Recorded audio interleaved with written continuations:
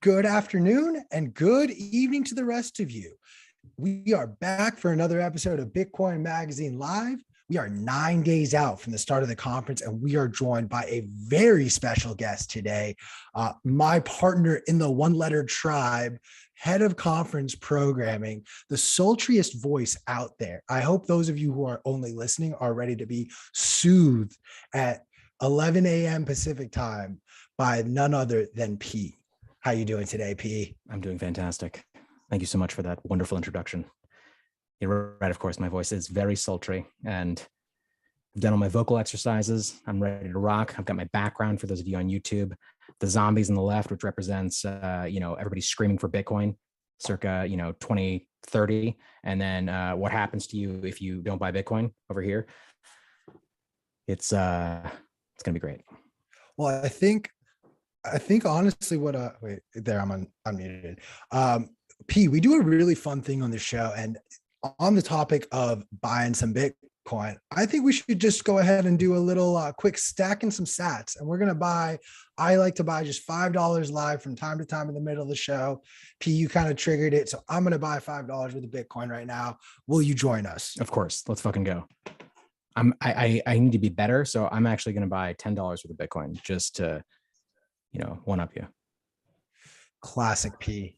His letter is one above me in the alphabet, and he has to one up me when stacking sats. Does that bother you? Like, like when you're falling asleep at night, are you like, fuck? I'm going to take that as a yes. I do go to bed knowing that you are more handsome than me. Oh, that's not true, but I'll take it. Bam. Smash bot. $10. Boom. Let's fucking go. Boom. Smash bot as well. $5 bot. All right, P. So, let me force you to mute yourself on Spaces real quick. Mute your mic. Boom. Okay. So, talk to us a little bit about, we've seen crazy announcements come out. We have everyone from Jordan Peterson to OBJ. Shout out OBJ. Thank you for making my bet slip on Super Bowl Sunday actually positive. We got Aaron Rodgers cooking for us. We have Sound Money Fest. We've got Michael Saylor, Elise Killeen. Like, the list just goes on and on. I want to hear from you, the man who's been planning all of this. Who are you most excited to hear speak? Oh, man. That is a very difficult question to answer. We've got almost 400 speakers this year, and I feel like every single one is one that I've like hatched from like a little golden, goose egg into fruition. I'm really, really excited about the Bitcoin Billionaires panel. It's some of the largest capital allocators in the entire world talking about how they think about Bitcoin and how they think about investing in Bitcoin, right? Because all of us on this call, like, we get to basically fuck around and we're in little motorboats, little speedboats. We can just go buy like, $5-10 of the Bitcoin, stack our sats. Whereas for them, they're like the fucking Titanic, like smashing into an iceberg whenever they make any moves in the market. And so that's just a side of Bitcoin investment that I honestly have very little concept of. And so I'm really excited to hear how they think about the ecosystem, how they think about the strategies that they use to, of course, as we're all trying to do, amass as much of the most important asset that has ever existed in the history of this world as rapidly as possible. And then I think also we just got some amazing panels and amazing keynote speakers. I'm super excited about Saifedean's book launch, the Fiat Standard. That's going to be happening. Really excited about Ricardo Salinas's keynote. I mean, honestly, I'm excited about all of them. There's too many to announce. The Jack Mallers announcement is going to be fucking incredible. They, brought the house down last year, and they are going to outdo themselves this year. And this really has become, we've built this into the kind of cultural mecca for Bitcoin. Everyone who is anyone is coming to Bitcoin 2022, and it's a heavy shoes to fill, big shoes to fill, and we as a team have absolutely filled them. They're going to explode. Faces are going to melt. I mean, if my face doesn't melt off by the end of the week, I clearly did it wrong.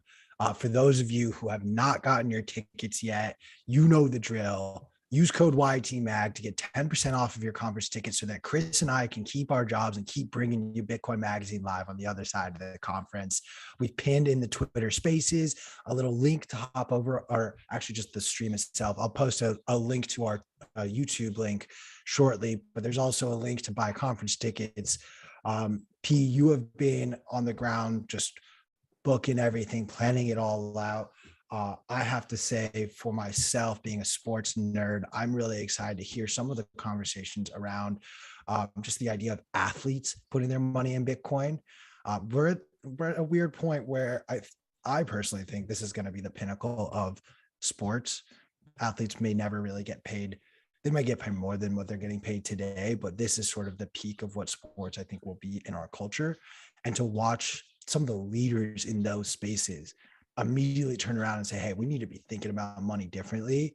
I don't know. I think it was really cool when players like Russell Okung did it. I think it's awesome that players like Aaron Rodgers and Tom Brady are now talking about Bitcoin on such a regular basis. And when every single athlete in the future starts taking at least half of their paychecks in money, I think you're going to be credited with a lot of that because you're helping to bring that story to life. I'd love to, as a little bit fangirly here, but talk to me about like, you know, what you can divulge about some of the stuff that you're planning with like these big marquee celebrities who maybe aren't Bitcoin celebrities, but to the normies out there, they're going to be paying attention the most to them. Yeah, absolutely. I think that as you know, Jack Mallers you're muted on Spaces. Awesome. I think as Mallers has spoken to previously and Russell Okung, you know, there's a really interesting and kind of alien to most people, myself included, concept of money that exists if you are a professional athlete.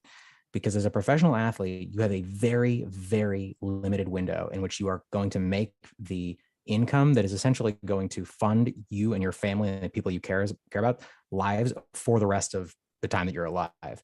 And so athletes are already poised to deeply and, you know, completely understand the importance of maintaining value through time.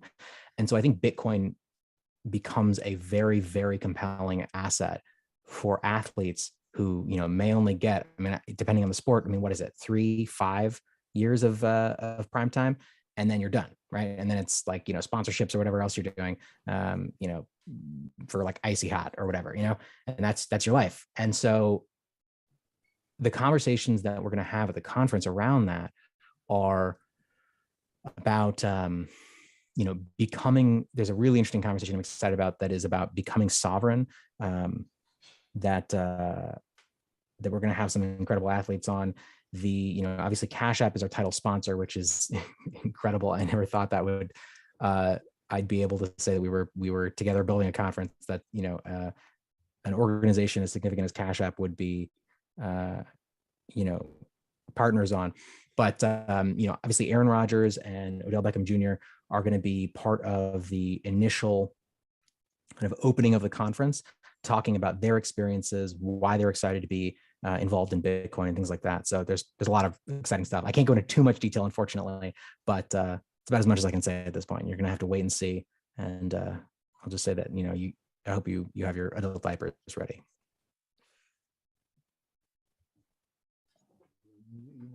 All right.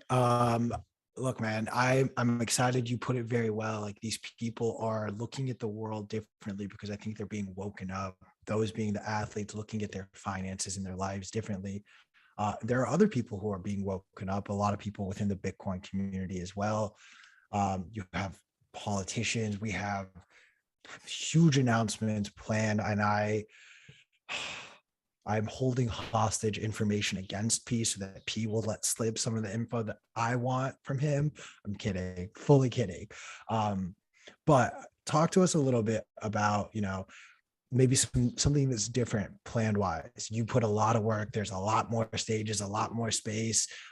Maybe for those who were in attendance last year, what can they expect different other than maybe, hopefully, no massive lines in the bathrooms? Yeah, absolutely. I mean, there's a couple of things that came up, you know, time and again. One of them was bathroom lines. Another one was, the lines to actually get into the conference. We've moved to the Miami Beach Convention Center, which is, I don't mind saying, the largest indoor space that I have personally ever seen. It is one of the largest and most modern conference centers in the world, and it's truly incredible. So we've put a ton of energy into solving those problems that we had last year.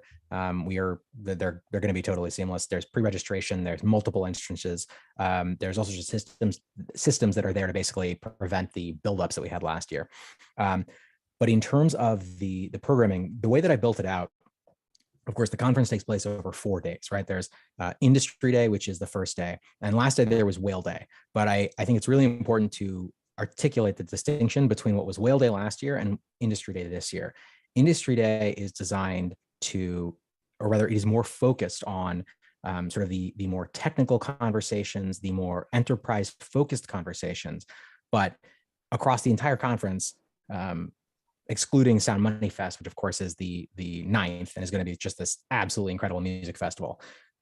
What I've done is we have the Nakamoto stage, which runs all 3 days of the conference. That is a 15,000 person stage. It is basically like a super stadium. There's IMAX screens that go all the way around. The renders are incredible. So it's one of the top 5 stages that will be built in the US in 2022.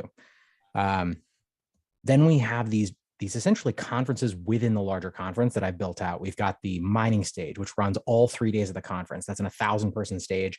Some of the most interesting conversations that are related to mining, incredible announcements about, new ASICs that are being developed, just really, really in-depth conversations. Those are happening on the mining stage. And we've got the open source stage, which is, a 1,000 person stage that I've been building out with Matt Odell. Again, highly technical conversations on the 6th, and then on the GA days, still very, very technical conversations, but approachable from a broader audience. So, we've got conversations on signatures, covenants, trade-offs of the various Lightning implementations, Taproot and multi-sig, preventing attacks on Bitcoin. We've got names like, Jameson Lopp. We've got, Luke Dash Jr.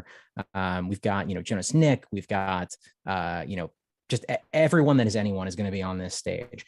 Then we've got the enterprise stage, which is, again, a mini conference within the conference. And the enterprise stage on the Industry Day is pitch. It's the pitch stage, right? As we had last year, we sort of had this whale tank style environment where some of the most incredible companies that are building on Bitcoin are, making pitches to a panel of incredible judges. We've got, Kevin O'Leary and just a huge selection of judges, which we've announced already, or we've announced most of them already, that are deep in the Bitcoin space and can offer really nuanced opinions on those specific panels and the pitches that are coming in. Then on the the GA days, the enterprise stage turns into sort of a further extension of the Industry Day. So we're going in depth on conversations that are really more appropriate for institutional Bitcoin companies. So talking about some of the nuances of regulation, tax treatment, things like that. Then the last stage we have is the Genesis stage, which is running only on the 7th and the 8th, the 2 GA days. And the Genesis stage is going to be focused on sort of the community aspects of Bitcoin. We've got conversations around, Bitcoin meetups. We've got conversations around becoming a sovereign individual with, Parker Lewis and Robert Breedlove and, Matt Barkley. We've got, wartime Bitcoin with, BJ Dichter, who is the, part of the Canadian trucker situation, I should say.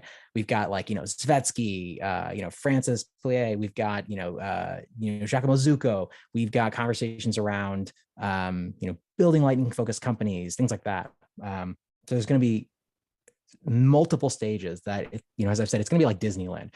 You're going to have to basically go through the agenda. And in the same way when you're going to Disneyland with your family, where you have to basically plan out all right, which rides are we going to hit? What's the most important to us?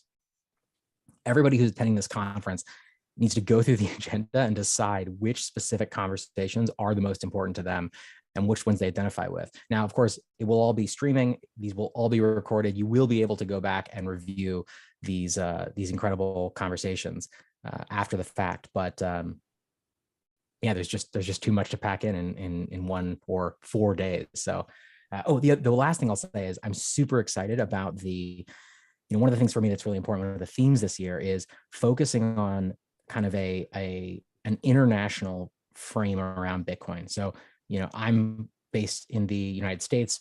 I think all of us are, or at least on this call, and really exploring how Bitcoin is being used by people in other situations. And, there's the wartime Bitcoin panel. We've got Bitcoin is Freedom on the Nakamoto stage with, Gladstein and Yeonmi Park and, Farida and, others who basically have come to Bitcoin, not because of the kind of number go up technology, but because of the ability of Bitcoin to allow them to be sovereign individuals and to, support the communities and the initiatives that are important to them in an international sense. So that's another sort of thread that is really important. Is going to be pretty heavily emphasized at the conference, is Bitcoin as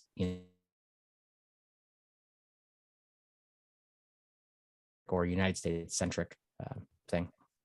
I love that. Like it is very important that we don't just look at Bitcoin through the lens of being Americans. We are all in America, and a majority of people watching are. I will shout out everyone who is listening in, who is in different countries as well.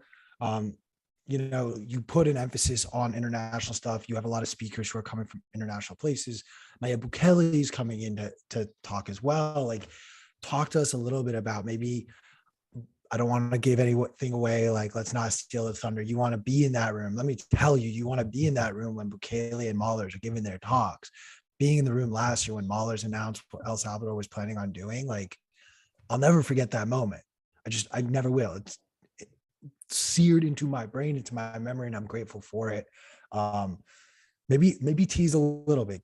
Give our people just a little bit of a hint of like where they should be at a certain time on a certain day.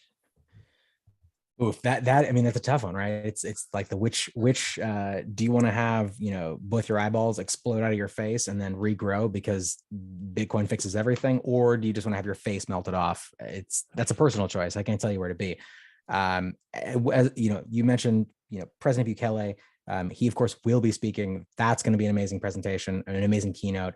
As I said earlier, like Jack Mallers, I wish I could give you more details on what that's going to be, but it is going to exceed even the announcement last year.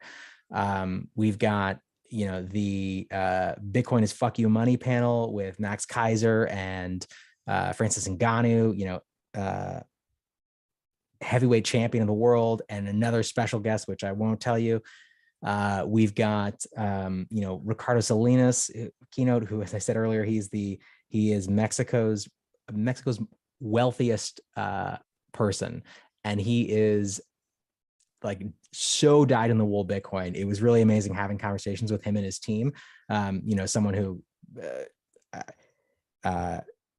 it was really interesting because he was like, oh man, like I have this very specific take, and I want to make sure that that when I'm talking on stage that I'm really speaking to the audience that is here. And he was worried like, man, am I going to be like too intense? Is it going to be too kind of like fiery? And there's this great Twitter clip that's going around where it's basically him. He's in an interview and somebody asks him like, oh, what do you think about like Dogecoin and Solana and all this stuff? And he just cuts the person off and says like, I don't give a shit about those shit coins. Like, get out of here. And I was like, yeah, that is exactly the energy you need to bring. Like 100%. We fucking love that. And so really, really excited about his presentation.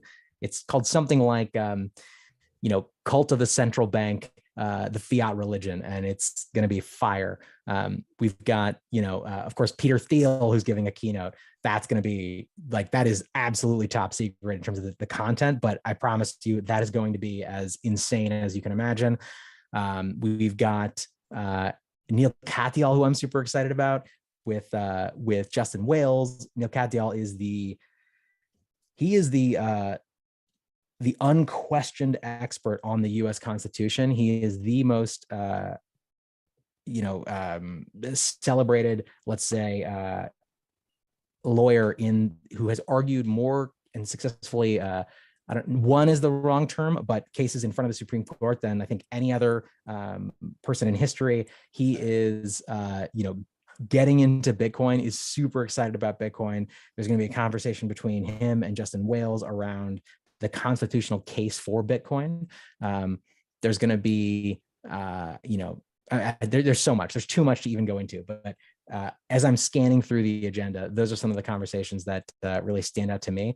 I'm also sad because I'm not going to be able to be there, like watching the stage as an attendee. I'm going to be sort of like in the middle of the spider web in the control center, like with like multiple screens everywhere and the red string, like you see in, Always Sunny in Philadelphia, just like, it's all got to go this way and that way. And, Harper, who wasn't able to join us today, and Darby, who are also on the programming team, just running around. You may see me driving around a little golf cart, looking like a fool and just like ferrying some insanely high profile person to a specific stage. Because again, this conference is so big, it takes like 10 minutes to get from one stage to another. So it's, I'm excited. What else we got? I've been talking for like 10 minutes straight. I've been just celebrating a lot of what you've been saying. I know last year there was a little bit of shit coinery going on. I know that was a big thing you were actually focused on this year to like clump down. To be honest, Pete, I say this with like love and respect. After getting a chance to hang out with you both in San Francisco for a night and then in Nashville, what I genuinely expect is going to happen is you're going to have 4 headsets, having 4 different conversations, and you're literally going to like move the earpiece one at a time with like walkies all over. You're going to have every single wristband for whatever reason. I don't even know, but it's just going to be like that. Guys, I will say this right now. Do not even try to talk to Pete at the conference. Like, and I know I have said repeatedly, like, hey, if you see me at the conference, come say what's up. Like, maybe we'll smoke a joint. Can't do that anymore. I was specifically told don't do that at the conference. So you cannot come up to me and smoke a joint with me at the conference. But the second we're gone, find me the second I'm off. Pete, talk to us a little bit about the shitcoinery. I know you touched on it a little bit with Salinas. Last year we had Floyd Mayweather thinking that he was like, I don't know, cool and swaggy. Money Mayweather, yeah, I'm talking shit about you. What are you going to do about it? What are you going to do about it, Money Mayweather? What are we going to do to prevent it? Is there like a fun little, like, are we going to just throw slime on these people if they start saying like, oh, what about Doge? Yeah, for sure. Well, so one thing that happened last year is obviously we had people jumping up on stage, and that is absolutely not going to happen this year, right? When you have heads of state coming in, you have the United States Secret Service. That's like, obviously this person can't get fucked with, and they just come in and they're like, here's how it's going to go down. And there are not only in incredible security measures that are taken to make sure that everyone as an attendee is safe, but also that the speakers are safe. I mean, look, there's one of the things that was really important to me that I made sure was happening is there's actually going to be attack dogs that are in air cannons. So, if somebody tries to get up on stage and, they're not supposed to be there, a Rottweiler will be shot totally humanely out of an air cannon directly into that person's face. They'll take them down. We'll do a face transplant just to, sort of rehabilitate them, because obviously Bitcoin is for everyone. And, also there's a whole team of snipers with tranquilizer darts. So if somebody goes off script, if they start talking about shit coins, they'll just get a tranq dart in the neck, they'll pass out, and then we'll just, the trap door will open, they'll disappear, and there'll be like a flash of light. So, the attendees, there won't be a disruption in the programming, because that is super important to us, just a really consistent run of show. So, rest assured, this is a Bitcoin only event. Now, I want to be clear, right? There are companies that are going to be speaking, that are going to be presenting, that are involved in multiple tokens. Now, personally, I have strong feelings about that. Fuck all those other tokens, as Ricardo Salinas would say. But like, basically, if you are contributing to the Bitcoin ecosystem, you are welcome at Bitcoin 2022. We are a Bitcoin only conference, not an explicitly like Bitcoin maxi conference, right? Nobody's going to pull a knife on you and shank you in the kidney if you are participating in these other tokens. Now, me personally, I will judge you harshly, but that's a separate thing. As long as the content is about Bitcoin specifically, which everything will be, then that's what we're here for. We're here to onboard as many people as possible, as rapidly as possible, to the most important asset that has ever existed, which is Bitcoin. And everything else is just noise. Why is it taking me so long to get you to join me on this show? Because my God, that I haven't laughed that hard on a Monday morning in years. I mean, you know why? It's because literally I'm working, I have, I was in the startup ecosystem, startup world since like 2010, software engineering, building companies. I have not worked as hard, as consistently, and been more excited about it in my entire life. Like me and Harper and, the programming team, Brandon, we are working like 18-hour days, like literally, just getting this thing into a photo finish. And it's like, oh, we've hit all of our marks. We've got like all the most amazing speakers. And it's like, it's not enough. It's got to be, 10x leverage long on this fucking conference. So it's exciting. I mean, you both know this, but did I give myself a shitty jailhouse tattoo for every 10 panels that we locked in? Yes, 100%. Show it. Will I show it to you at the conference? You won't even see me because I'm going to be running around like a crazy person. But yes, absolutely, that happened. So I mean, I could not be more committed. The team is amazing, and it's going to be incredible. But I haven't been able to join you on this show because as soon as we end, I'm going to go jump back in, give myself another tat, and then keep locking in speakers, some of which are going to be announced this week and are going to blow everybody's minds. Hey, definitely. I love that we've talked about Industry Day. We've talked about GA Day. We've talked about Billionaires. We've talked about Heads of State. We've talked about Bitcoin companies. Give us a little bit of background or more information about Sound Money Fest. I'm really excited that we're incorporating like yet another facet into this. Obviously, it's going to be a Bitcoin only music festival. I guess, how are you locking down with that? More trank darts and more dogs out of cannons? Or and then give us a little bit of tidbits about things going on there. Yeah, so I think, I'm particularly excited about Sound Money Fest because, we're all Bitcoiners. This is going to be an incredible event, but there are so many people that don't understand how important Bitcoin is yet. And one of the things that is so important is to be able to connect with people around the things that they find incredibly important to them. Music is one of the kind of the universal connectors. That sounds trite as I say it. It sounded better in my head, but art, right? Culture. Sound Money Fest is basically a Bitcoin focused music festival. And it's not a Bitcoin focused music festival in the sense that like, oh, we've got random people that are interested in or are already contributing to Bitcoin. It's like the biggest names in music are going to be performing at Sound Money Fest. All of them are getting paid in Bitcoin. So this is basically an opportunity for us to not only orange pill the fans of these incredible audiences or these incredible artists, that have these huge audiences, but also the artists themselves. So, we've got, Logic, Steve Aoki, Audrey Nuna, DJ Equal, Deadmau5, Run the Jewels, San Holo. We've got these incredible people that are going to be rocking out and are either 100% like understand Bitcoin or are becoming Bitcoiners. And, that's also one of the things that I'm honestly most excited about. Kim Taylor, who is, the director of Sound Money Fest, she's been running that show and fucking killing it.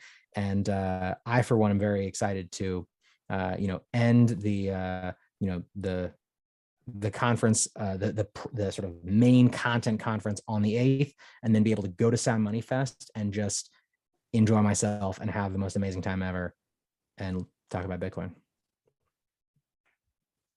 I'm not going to lie. I'm so hyped. Like, as the self-proclaimed party boy of Bitcoin magazine, maybe don't go to San Holo. Just my 2 cents, but that's just personal. Oh shit, dog. Wait, tell me more. Bro, let me tell you a little story. Give me them deets. Let me tell you a little story. Splash House, my favorite music festival by far. I don't know what that is, but it sounds exciting. It sounds Coachella meets a Vegas pool party at 3 different hotel resorts in Palm Springs, the most fucking fun festival in the world. Like, that's fucking not, crazy. And it's not like a big done up festival. I go every year with my friends. Last year, I went back-to-back weekends, like just degenerate shit. And I got to mute. What are we talking? We talking like, like you're eating raw meat. You've got like, you're covered in blood. You've got like honey all over you. Like, how degenerate are we going? Where's the Bitcoin involved? Where that Bitcoin at? In 9 days, I think I spent 7 of them not sober. And I don't drink. So do with that information and let your imagination run wild. You're smoking that Bitcoin. I get it. I get it. We've all been there. I, for whatever reason, was not whatever reason. I was in a different headspace and got talked into going to San Holo because, like, I'm not like, weirdly enough, as much as I go to all these music festivals, I don't actually know the artist. I go there to like learn and appreciate who you are, and if I vibe with you there, then I'll vibe with you at home. I had heard of San Holo before, so like of this entire list, I'm like, oh, I know that one artist, so I'll go check him out. Not the move. The other artist was a fucking party, and everyone who came back from that stage was like, that was the best set all weekend. Oh my God. Ah. And then I'm sitting there with like my two friends who convinced me to go see San Holo. And like, as the rest of our friends come back and are saying this, and I just look at them with like this death glare of, I'm so mad. I was not in a headspace to make decisions, and I let someone make the wrong decision for me. Never again. Your friends fucked you. I will admit, I have never heard San Holo myself. The name, I am a sucker for puns and malphorisms. So when I see San Holo, I think this person's based. But it sounds like maybe there's contention. Maybe you should pull a knife while you're there and get taken out by the attack dogs and the tranquilizer snipers. But I mean, I'm gonna just point blank call him out. I'm gonna be like, yo, your Splash House set, I love you, man. I fucking love your music. Your Splash House set was weak though. It was weak. But if you're trying to like party and turn up, like that's the thing. Like San Holo's music is a vibe. It's not like a party turn up. So I will just give you guys sort of that 2 cents. If you're just trying to vibe, smoke a joint in the back, like go to San Holo. But if you're can trying you do to like a vocal only sort of like rendition of San Holo for us? but like not, you know what I mean? Like more like I don't know. You got to keep going. I need like maybe 4 or 5 bars. This is so bad. I'm not musical at all. I'm like the least artistically talented person in the world, and somehow I became a writer after nearly failing the writing portion of the SATs. Fair. But to go back to the conference stuff, I want to highlight something that I have pinned in the Twitter spaces, and we'll make sure for everyone watching on Rumble, YouTube, Twitch, we see you, fam. Appreciate all of you. And we will share a link to this. We actually have a Bitcoin 22 app. And so we have the agenda up there. As P had mentioned, be sure to like really take the time to like look through it. You're going to be disappointed if you wing it. I'm just going to tell you that right now. Like if you show up the day of and be like, I'll see what I feel like you're going to miss some dope stuff and not even realize that you missed it until like 2 weeks later when the videos go up on YouTube and you're like, oh shit, they were speaking at the Bitcoin conference and I missed it. So take the time. You can actually like make your own sort of agenda, if you will, and be like, oh, I want to actually make sure I don't miss this event or I don't miss the speaker. So be sure to download the app. It is not going to track you. Like we made a point to make sure it sort of stays above all of that. It's not even going to be one of those apps that ask you like, is it okay to track? We're not tracking any of your shit. We just want to make sure you have the absolute best experience at Bitcoin 22. And if you're not, like, feel free to reach out to someone. If you're there, reach out to someone in a staff shirt or a volunteer shirt, tell them what's going on, and we will help you. We want this to be the happiest place on earth. We're taking that title from Disney because, like, fuck you, Mickey Mouse. I said it. Shit, did we lose our stream on YouTube now? Okay, cool. I feel like that phrase with Mickey Mouse mixed into there might be a trigger, but who knows these days. And that's the other thing I want to highlight. Maybe we shouldn't address this, but I want to address this because we brought up security. Fun fact is a former resident of Washington, D.C. Did you guys know that the Secret Service is the branch of sort of, what's the other term for cops? The Poe. The man. Like, not security, but like there's another one. Law enforcement. So they are the branch of law enforcement that actually goes after and prosecutes fake IDs. So anyone who's not 21, or if you're trying to stay NIB, just be conscious of that. Don't like fuck around in front of Secret Service. Genuinely speaking, as someone who unfortunately witnessed these encounters live. But also, like, don't be an asshole. Everyone is there to have fun, and that should mean you too. And having fun means, like, don't be a dick. Security will call you out if you're being a dick. We have a no dick policy, not in the literal sense, but more like a figurative literal dick. I don't know if that got across. I'm not That as makes eloquent sense. with It's my a figurative words. literal dick. Yeah. Before I finally stop kidnapping you, P, I wanted to also sort of touch on a little bit of just the venue. You talked a little bit about the fact that the convention center is the largest venue in Miami. We also have, I believe, a couple of the roads shut down because that's just how big and bad our party really is. What is the outside stage going to look like in those areas? What is sort of the outside of the convention center going to look like as far as conference programming goes? What can people expect outside versus inside? Yeah, I mean, there's going to be food outside. The outside stage is going to be basically not really fully operational until Sound Money Fest. So that is where the majority of Sound Money Fest is going to happen. Separate from that, there's going to be just an incredible amount of activities, hanging out, getting food, getting drunk, hanging out on the outside, and it's going to be the temperature is going to be perfect. It's going to be amazing. So the majority of the content and the all of the kind of exhibitor booths, all of the conversations are going to be primarily inside, and then the outside is going to be basically just an awesome party. And yeah, that's basically how it's going to be. Love that. And then I know that this was more Tommy's side of things, but are you going to buy a piece at the art show? Oh shit. Yeah, I will admit, I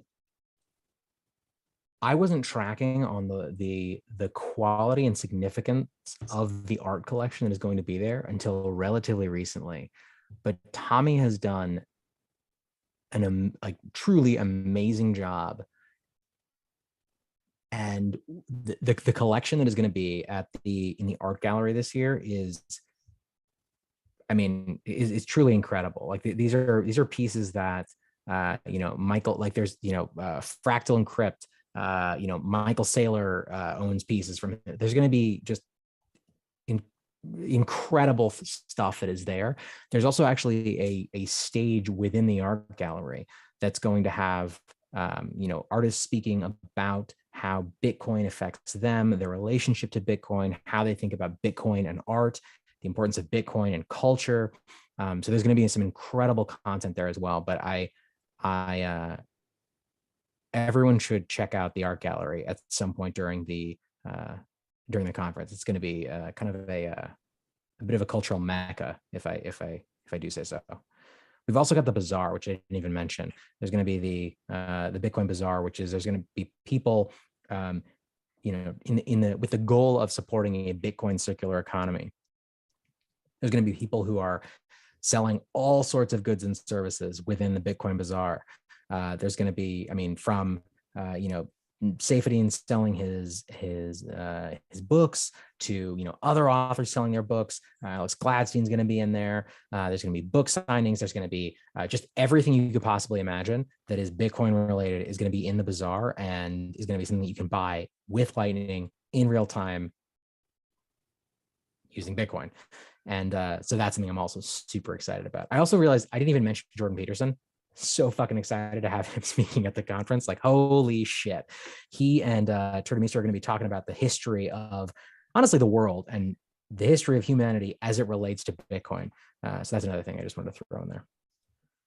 Well, I wanted to touch on Jordan Peterson in a moment, but you touched a little bit on the fact like the bazaar is going to be a purely Bitcoin circular economy. So like Bitcoin Lightning only, like if I have fiat, does that mean I'm going to get laughed at when I go up to safety and ask him to sign my copy of Bitcoin Standard and Fiat Standard?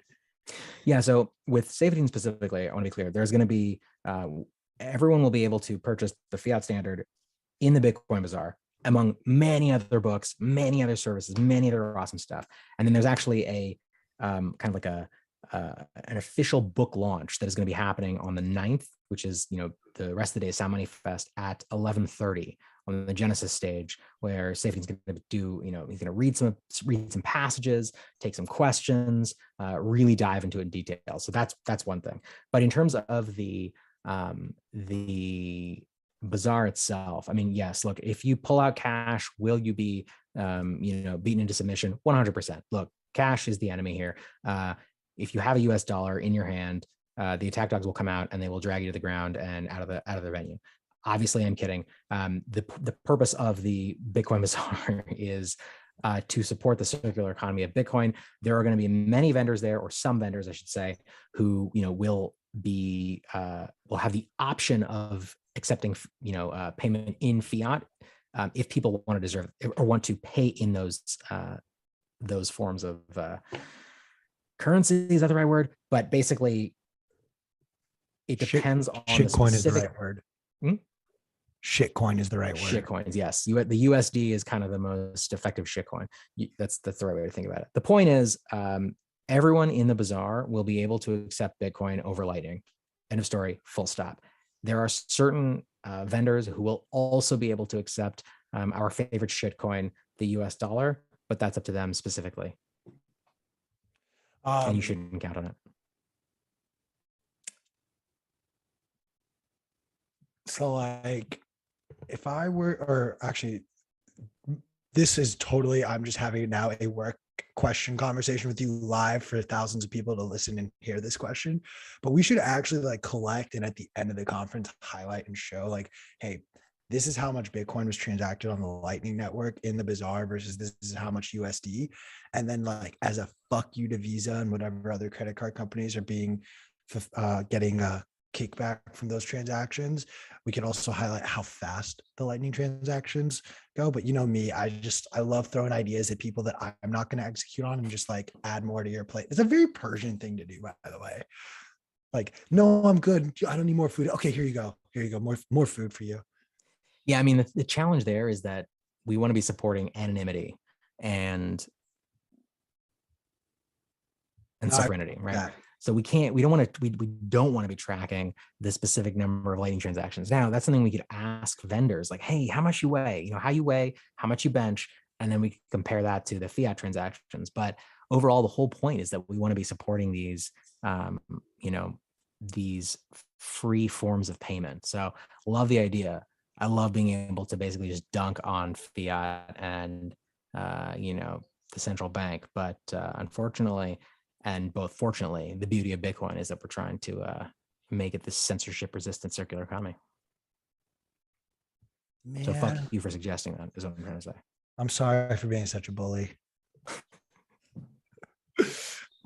Jordan Peterson. Oh yeah. I want to ask this just because like I would never say this to his face because I'm a coward.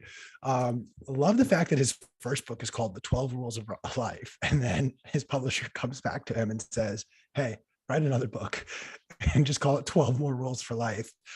First off, when are we getting the final 12 rules of life from Jordan Peterson? It's a reasonable question. And as someone who has a direct line to Jordan Peterson, I do not have that line. I can tell you, he or me and his publishers we're just best friends. We're not. I've never talked to them, but I can tell you 100%. The answer is there will be 4 more installments of 12 rules. So there'll be the first 12, the second 12, the third 12, the fourth 12. After that, it will reduce to 6.15 rules. And then at that point, we will be 100% complete. Now, when that happens, it will be the same time. It's actually based on the blocks. And so basically it'll be when the last block in Bitcoin is mined, that is when that final 6.15 rules will be released. It'll be the estate of Jordan Peterson, but they're all going to be fire. I'm not going to lie to you. You don't think he's just going to freeze himself in a cryogenic lab? I think he's more based than that. I think, that's not fair. I mean, Hal Finney did it, right? Is Hal Finney's whole body frozen or is it just his head? I thought it was just his head, like a I thought so too. I think it's just his head. The problem with that is that our central nervous systems are like run throughout our entire body. You can't just like take a head, in my opinion. And what the fuck do I know? Used to be a neuroscientist, but that doesn't actually mean very much. You can't just like chop someone's head off, cut off the rest of the system that is their brain, which extends throughout your entire body, and then just be like, oh, we're just going to rehabilitate it one day. It's going to be fine. It doesn't matter how much Bitcoin you have. It doesn't matter how much Bitcoin you infuse into somebody's central nervous system. I don't know. I think Hal Finney's going to come back from his icy grave as a giant robot Hal Finney, and he's going to improve Bitcoin, and then he's going to go totally insane because without that feedback mechanism of the human body, it's going to be dark. It's going to be dark. But I'm here for it. I'm here for it because Hal Finney's a fucking boss. So I'm unsure if I'm just like delirious and sleep deprived, or if I'm still a little bit high from all the weed I smoked watching the Oscars last night. Um, but like, you know how we always have the running joke of The Simpsons predicted this? Do we think in 1,000 years, like the running joke is going to be, oh, Futurama predicted this? I mean, I'm an asshole. obviously the answer is Sorry. yes. I'm hesitating because I don't want to just like give you a straight answer, but yes, 100%, that is exactly what's going to happen. People are going to look back on Futurama as a not a fictional show, but as a documentary, just 100% play by play. Next question. So Jordan Peterson at the conference itself, Tour and him are going to be talking about Bitcoin, life, the world. Talk to me a little bit, because there's been some questions about like, what does Jordan Peterson actually know about Bitcoin? Did you have a conversation with him or his team? Do we know to a degree what his feelings are? Or is this going to be sort of learned on stage? Yeah, that's a great question. Jordan Peterson is deeply supportive of the concepts behind Bitcoin and the things that Bitcoin allow, and support is the wrong word, but that let's just say support. He understands a lot about Bitcoin through conversations with people in the space, but he's still in the process of really incorporating it into his own understanding of the world. And frankly, to be honest, I mean, he basically understands more about Bitcoin than most of us at this point. But still, that's kind of where he is in my understanding of the process. So I think that the conversation that happens on stage is going to be more focused on the history of, as I said, kind of humanity and money and value. And that is which is a huge part of the Bitcoin story. But he's definitely for it. I love that. Like I'm such a nerd, and I definitely think the history helps us sort of pave the way and understand what the future may look like. I'm curious, and maybe this is just a little bit too in detail. How much of the history of banking will they even discuss, if you know it all? And if you don't, that's so valid and fair. I appreciate the preface. Cop out. That is something that is actively being figured out right now. How many questions on, how terrible is Christine Lagarde? How terrible is Dr. Eggman, Augustus Carson's? How much does fucking Janet Yellen hate humanity? Those are questions that we're still in the process of figuring out the sort of appropriate answers to, but rest assured, those will be answered. Love that. Love that. I want to go back to someone that I'm also very excited about, and I didn't really dive into it. I know that you the way you said it was in a way to have me not ask questions, but on this show, I ask questions that I'm not supposed to ask. Peter Thiel. This is a man who I think is a very polarizing figure. I admire him for his business acumen. A lot of his other comments and statements I sometimes question. 100%. I will say this, as a big fan of the All In podcast, I've heard a lot from David Sachs about Peter Thiel's personality. One thing in particular, that he loves to play chess. I also know that Jack Mallers, who said on this show that he was originally a professional chess player. I also know that Peter Thiel is a terrible sore loser. Will Peter Thiel and Jack Mallers be playing chess together, and will we see Peter Thiel melt down on the stage?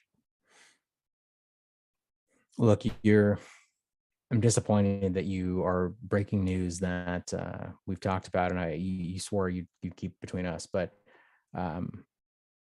there will be a man-sized bear trap underneath both the chairs of both participants, and whoever loses will be severed at the navel into their constituent parts, and that'll be that. So no, I do not think that maybe they're going to play chess, but they're definitely going to fight to the death over chess by the end of the conference. So next question, please. You're muted, my friend. Use code YTMAG, get 10% off your conference tickets to watch Peter Thiel and Jack Mahler's fight to the death. You heard it here first. The exclusive panel announcement drop. Thank you for joining us on the Twitter Spaces. Use these links, guys. Pop over to the YouTube channel so you can actually see our pretty faces, even though you kind of see P's face frozen on the very first pinned tweet up there. P, before I finally release you for the final question of the day, who are we going to announce today? Oh, shit. What are you on the spot?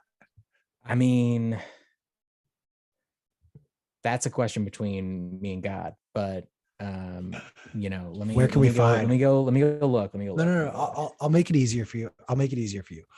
Where can those who are watching or listening find out the moment it drops live, so that they're not the ones chasing the news, but they're the ones breaking the news? Dennis Porter, I see you. We'll let you break it today, just after P announces it. All right. The best place for all of your conference updates are, of course, the Bitcoin Conf, at the Bitcoin Conf, which is our Twitter handle. Obviously, there's Bitcoin Mag. The Bitcoin Conf is where we talk about the conference. And today specifically, I'm super excited that we announced Nick Szabo. Some would say he is 100% Satoshi Nakamoto. Others would say maybe he's Satoshi Nakamoto. We don't know. But he's going to be giving an amazing talk on Industry Day, and you'll hear more about that in the very near future. We also announced Rachel, who is an incredible powerhouse working on Stratum V2, which is super important for decentralizing mining and the mining pools. We also announced a few other people that are amazing, and you should definitely follow the Bitcoin Conf in order to find out all the updates in real time. You know who else you should be following? P. Make sure you also give the man himself a follow on Twitter. And obviously, guys, he has so many more followers than me. I'm so glad I finally broke 1,000, but your boy needs more followers. So also follow me, Q_, the letter. And I don't want to overly dox you. So I'm going to let you articulate the way you would like your Twitter handle to be pronounced, because otherwise I'm just going to do it very poorly. Wait, sorry. What am I supposed to be doing right now?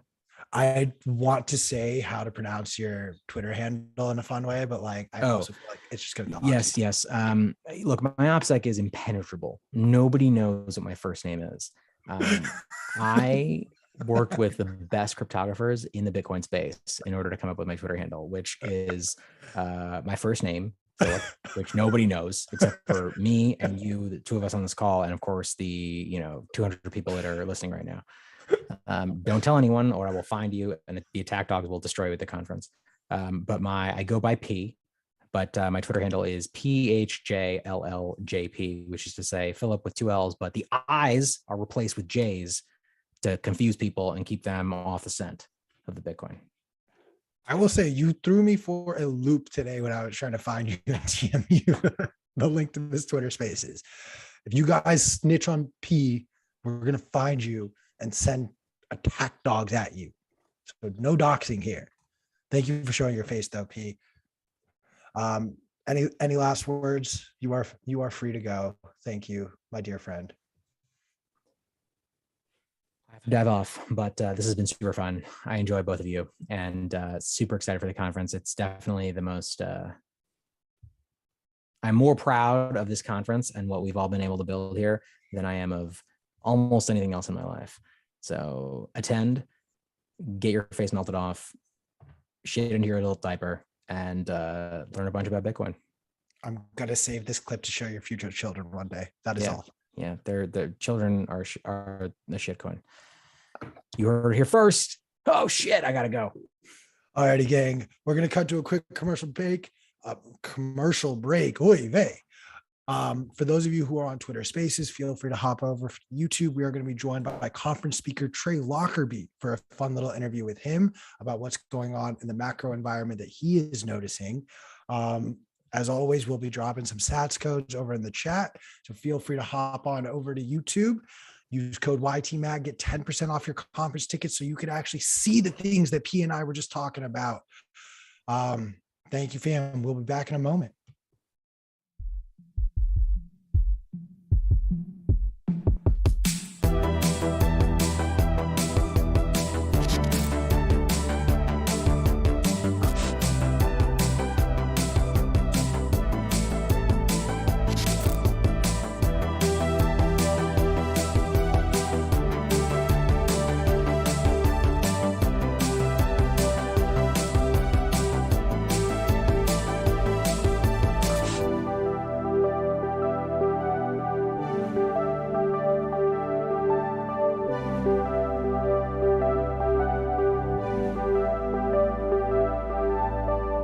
Back. What's up? How are you guys doing? Welcome back. We are going to be joined momentarily by Trey Lockerbie, but I've been given the green light to do a little gossip today, and we're going to have a little bit of a gossip corner. Obviously, you saw our thumbnail for today. If you were not aware, I'm sure most of you were not actually watching the Oscars, and that's fine. I have a girlfriend, so that's kind of that was part of the duties, unfortunately. For those of you who maybe don't know what a girlfriend is, get out of the basement, go outside, have a conversation with another human being. Will Smith, probably one of my all-time favorite actors, just full stop. Lost his cool.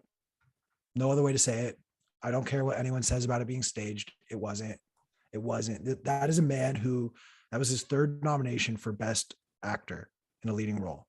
He finally won. And if you watch his speech, either he is the fucking greatest actor of all time, and we have been sleeping on this man for too long that he should be a 3-time Academy Award winner, or the dude was so rattled and shaken from the fact that he, like every single one of us, has those moments where you get so angry or upset and you kind of black out and you lose control and you don't realize what happened, and you could hear it. You could hear it in the voice. You could hear it in what he was saying. It didn't make sense. He lost his cool. The truth is, he laughed at the joke. If you watch the highlights, he laughed at the joke, but Jada did not. Jada gave a very upset eye roll, the same eye roll we give to every single shitcoiner who ever says, like, oh, but like, dude, like Solana to the moon, bro. Like, fuck Bitcoin. Like, fuck you. Bitcoin's gonna fucking moon. And Will Smith knocked the night out of Chris Rock. I mean, if you try to watch Chris Rock actually present the best documentary nominees after that as well, oh my Lanta. He was rattled. He was shaken. I don't buy that this was staged or fake. Like, I just don't. You don't on the night where your career you finally accomplish what you've been after your whole career, buy into this idea of, oh, I will do something that will put me in such a mind fuck of a headspace that I will or won't be able to properly give my speech. So that's just my 2 cents on it. Also, open palm is not an assault. I believe that was like something we had established as society long ago. But that's just my 2 cents. I don't know, Chris, if you have the bandwidth to articulate a comment back. I see you are busy keeping everyone entertained in our chats as well.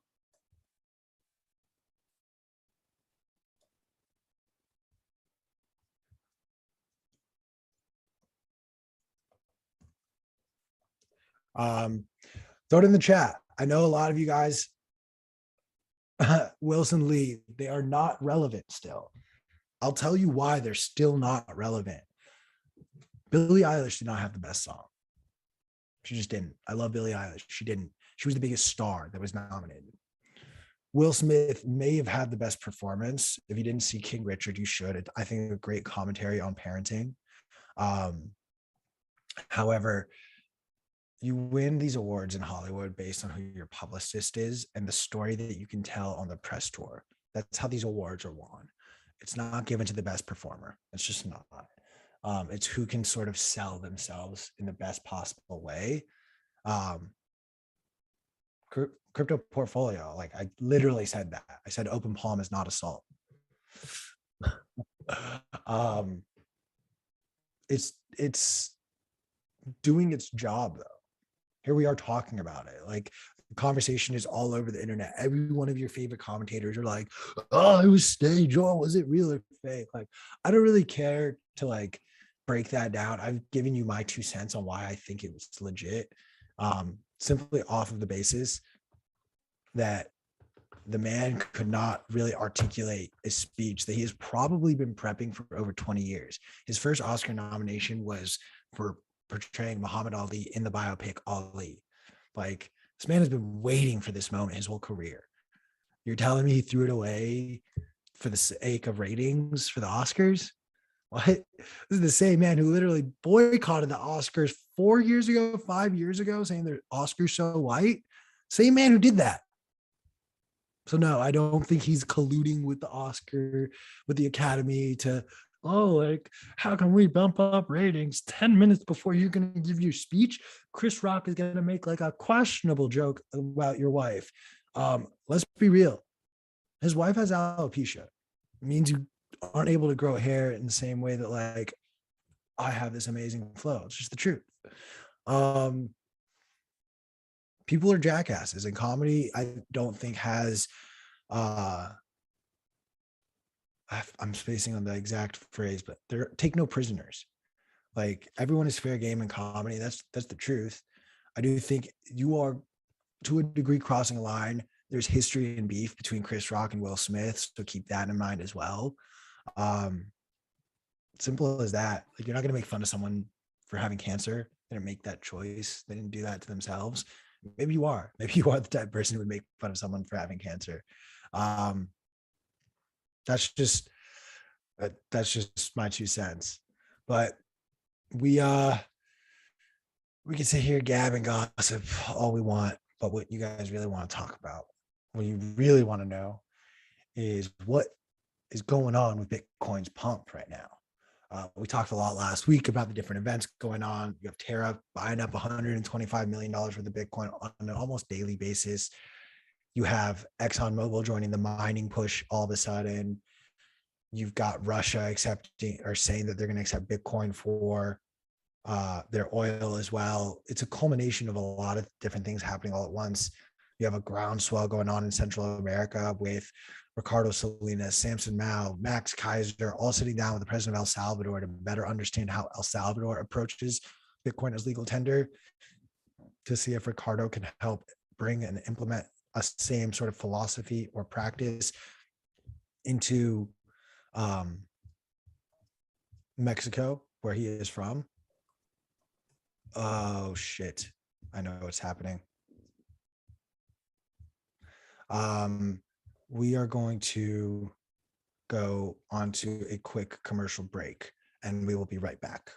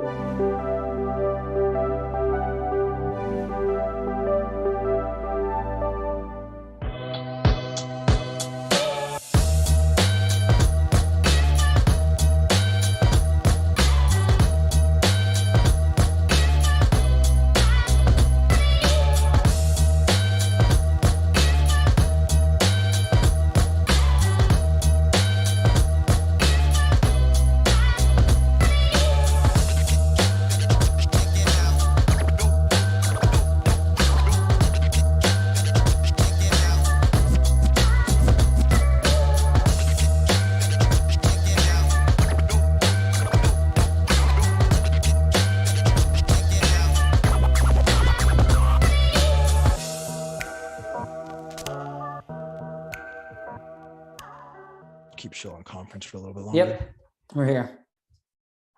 We're live. Okay, live. We are live. What is up, guys? I'm joined by Chris for a moment. We're having some Zoom difficulties because your boy can't copy and paste things properly. But in the meantime, I want Chris to comment. Was it real or was it staged? The slap. I don't think that was staged. I don't think it was handled right. I don't know the beef between Chris Rock and So Chris Rock hosted the Oscars in 2016. And I believe that was the year when Will Smith and Jada Pinkett Smith did the Oscars So White sort of boycott. And Chris became sort of like a casualty during this and has held it against them as a result. Like he's held that against them? Or? He made a lot of jokes that night at their expense. So there's been like there is history there. Yeah, I don't know. I don't think slapping him's right to do that, but I don't know. Chris is a comedian. I get it. But yeah, I don't know. I guess I don't think it was staged for sure. I think it was real, but yeah. And I still need to watch King Richard. I do like Will Smith as an actor. I think his films are very good, or at least a lot of his old stuff, a lot of his new stuff apparently with King Richard. But yeah, I don't think it was staged for sure to pump viewership. Viewership has fallen off a lot in the last 5 years. I mean, I didn't watch it. The only reason I knew what was going on last night was because of that. So I guess they got the hype they wanted for sure. Yeah. I mean, look, it was it's a really interesting, I think, predicament. I love the memes out of the Bitcoin community. Someone sent us a meme of someone trying to talk shit about shitcoins at the Bitcoin conference, and then no, you ain't. No, you ain't. The meme game from this is going to be gold. The meme game is going to be absolute gold. I will let you and I have one last conversation about Hollywood, in that I know you didn't watch King Richard. Was there any movie that was nominated that you watched that you either loved and were happy it won, or surprised it didn't win anything? Q, I'm not going to lie. I have not watched many movies. I've been busy producing this show for everyone. I don't know. I used to watch a lot of movies growing up. I've just kind of fallen away from it. Just kind of busy with other things. I don't know. I've been reading a lot more and stuff. So it sounds like a boring answer, but yeah, no, I haven't watched a lot of movies. Although I will note, I was listening to a podcast and they said any of the movies that ever get nominated for like Best Picture are never like the fan favorite movie for the year. You know what I mean? It's always like the Academy like does this crazy thing that no one's really heard of or very few people heard of. Not with that being said, I heard that there's some people that really enjoy it, but yeah, I don't know. I haven't seen it. So there was actually a couple of years ago an attempt to introduce this idea of like a most popular movie of the year award, but then the question started arising, like, what or how do you measure that? Is that based on the box office or whatever? I will say this: The French Dispatch, Wes Anderson. Everyone should go watch it. There's a line in the final act that, in my opinion, the chef character gives this line. That's all I'm going to give away. In my opinion, it is one of the most beautiful lines in cinematic history. As an appreciator of like the written word, that's all I will say. We are joined now. Let's just tap him in. We don't need a fourth commercial break. We're doing it live. We're doing it live. We are joined momentarily by Trey Lockerbie from the Investors Podcast. I'm throwing him in the fire a little bit, so don't stress, Trey. I apologize on my end because I did not copy and paste certain things correctly, so I apologize. Full transparency, we are live. I think you sound great. Chris, do you agree with me or not? We're gonna let our viewers actually get a taste of what this looks like or feels like. When we're on a commercial break, we are doing a sound check. Trey, how are you doing today? Sorry, you just cut out there. Do I sound all right? You sound good. Thanks, Trey. Okay, good. You said you're on a commercial break, is that what you said? Or are we oh, live? no, we are. We're live. We are back. Oh, okay, we're just going for it. Today's been a little bit of a nuts day, to say the least, between a few fires to put out in the morning. Thank you everyone who joined us an hour later than we usually start. But my apologies for sending you the wrong Zoom link as well. I really appreciate you hopping on, Trey. A huge fan of your show, as you have it a little blurred in the background, the We Study Billionaires show with the TIP team. First, talk to us a little bit about the show. What do you and Stig typically talk about there? Yeah, great question. So the show primarily focuses on, I would say, micro investments, although in the last few years, macro has just become sort of undeniably important, even for us folks who started out as value investors who really just want to focus on micro. We're finding it harder and harder to do so. That's fair. I mean, I'm more of a growth investor myself, and I'm curious sort of what draws you more to value investing, and why has that been your sort of strategy? I'm not trying to be like your strategy sucks. Full transparency. Well, I will say this much. Buffett would be the first person to say that he's not a value investor, right? He's just an investor. And I actually try to ascribe myself the same definition, basically. But I definitely got started out studying Buffett, and that's how I found the show to begin with. They were really steeped in the Buffett philosophy early on, and still are. In fact, ironically, so if you talk to Preston, if you really go down the rabbit hole with him, you'll find that he's just waiting for the day to become a value investor again once we have sound money. So anyway, I mean, the principles, as Buffett would also say, if your principles have an expiration date, they're not principles. And value investing principles have no expiration date. I mean, it's simply a matter of buying low, selling high, or just buying and holding forever. There are caveats alongside that, but I think fundamentally speaking, investing is just laying out money now to get more in the future. And value investing fundamentally is just speaking to that. Thank you for making my job very easy, Trey, because I do want to, on a Bitcoin show, talk to you about Bitcoin. You mentioned sound money. You mentioned the idea of sort of keeping your investment, or an investment vehicle is sort of how we grow our money that we have earned. Moving over to the Bitcoin side of it, talk to me about, like, what was your instinct when you heard about Bitcoin? Like, I'm an investor type. When I first heard about Bitcoin in 2013, because I wanted to send weed to myself in college, I literally was like, what? Like, why can't I just, like, PayPal? Like, come on, dude, what is this shit? Yeah. So I was probably pretty skeptical, although I like to keep an open mind for the most part. And I did buy some around 2016, 2017. It was more of like a infinitesimal, like just a really small amount of Bitcoin, just to kind of learn about it. Which is sometimes how I like to get started in something. And I guess I found it and it started speaking to me because as I was growing my own business and investing and trying to become an adult and do all the adult type things, buy a home and all these other things, you just couldn't help but feel like things were accelerating away from you. And I think everyone is experiencing that right now. And, we're all taught about capitalism, right? Which is, if you start out in school, you're learning about the lemonade stand, right? That's what everyone starts with. You're selling some lemonade, you're making a little bit of money, net profit, you're saving that up, you use it to buy another lemonade stand, and that makes more money. And everyone's like, great, yeah, we live in a capitalistic society. And as you kind of get in, let's say we just start value investing, right? And you're waiting for those opportunistic times where you can buy low and sell high. But all of a sudden you start realizing that those buy low moments aren't coming. And when all of the economic factors are there to validate that they should be lower. And I think that's where, as you're kind of getting into investing and going down that, you start questioning a lot of things, because you're like, well, everything I know and have learned about capitalism is not actually showing up in reality here. And the reason that is because, in 1971, we went off the gold standard completely and we began creditism, using the Richard Duncan term. And that basically means that, we're not taking our net profits anymore to go buy another lemonade stand. We are financing that lemonade stand, right? And we are using a fractional reserve to do so. And so we now have just credit beyond belief.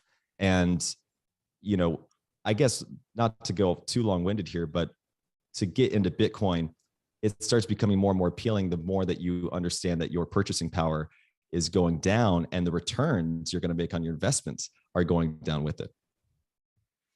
I'm curious too, because I feel like every Bitcoiner at a certain point has to answer the question of what is money and what are those properties of money. Talk to us a little bit about sort of that journey, and if there were certain properties that really stood out to you as far as Bitcoin being sort of that soundest, purest form of money? Well, to be honest, I don't even know if I consider Bitcoin money in the way that I think you're describing it right now. I mean, the initial appeal of Bitcoin to me, and even to this day, was the sort of advertisement of it being a digital gold, et cetera. And I still like that a lot, because I know it's kind of getting like an outdated version, the more that we're seeing the rise of Bitcoin happening. But what I think people don't actually realize is Bitcoin wasn't really set up to solve for transactions. It was really set up to as a hedge against this debasement of our own currency, this currency default that we're basically in. So it's an off ramp, it's an exit ramp to the currency. And I don't think what's appreciated enough is just how strong the network effect of the US dollar actually is, right? Basically 60% of the entire market cap of money in the world is the US dollar. The next is Europe at 20%. The yuan is 6%. So we are light years away as far as that hegemony we have with the US dollar. It's going to be really hard to disrupt that. So is there a world where, Bitcoin just surpasses all those other currencies, becomes a world reserve currency, and we all transact in Bitcoin forever beyond there? I mean, I'm not ruling it out. It's very, very possible, but there are a lot of incentives at play to go against that. And given the network effect that the US dollar has, I see more of a stopgap, at least, scenario where you are using Bitcoin as an off-ramp for storing your wealth while you're still transacting in US dollars, because that is basically the network that is in play, and it's going to be, I think, very hard to disrupt in the near term. That's an unpopular opinion, I think, for a lot of Bitcoiners, especially. But I mean, we could talk about all the incentives unfolding quicker than I even expected. If you talk about Russia and even India and some of these other things at play.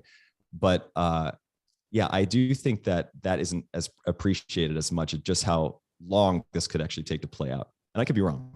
No, I think you're valid in what you're saying, and I don't think enough Bitcoiners sort of spend the time to really appreciate that. I'm curious, what do you envision is going to be that trigger?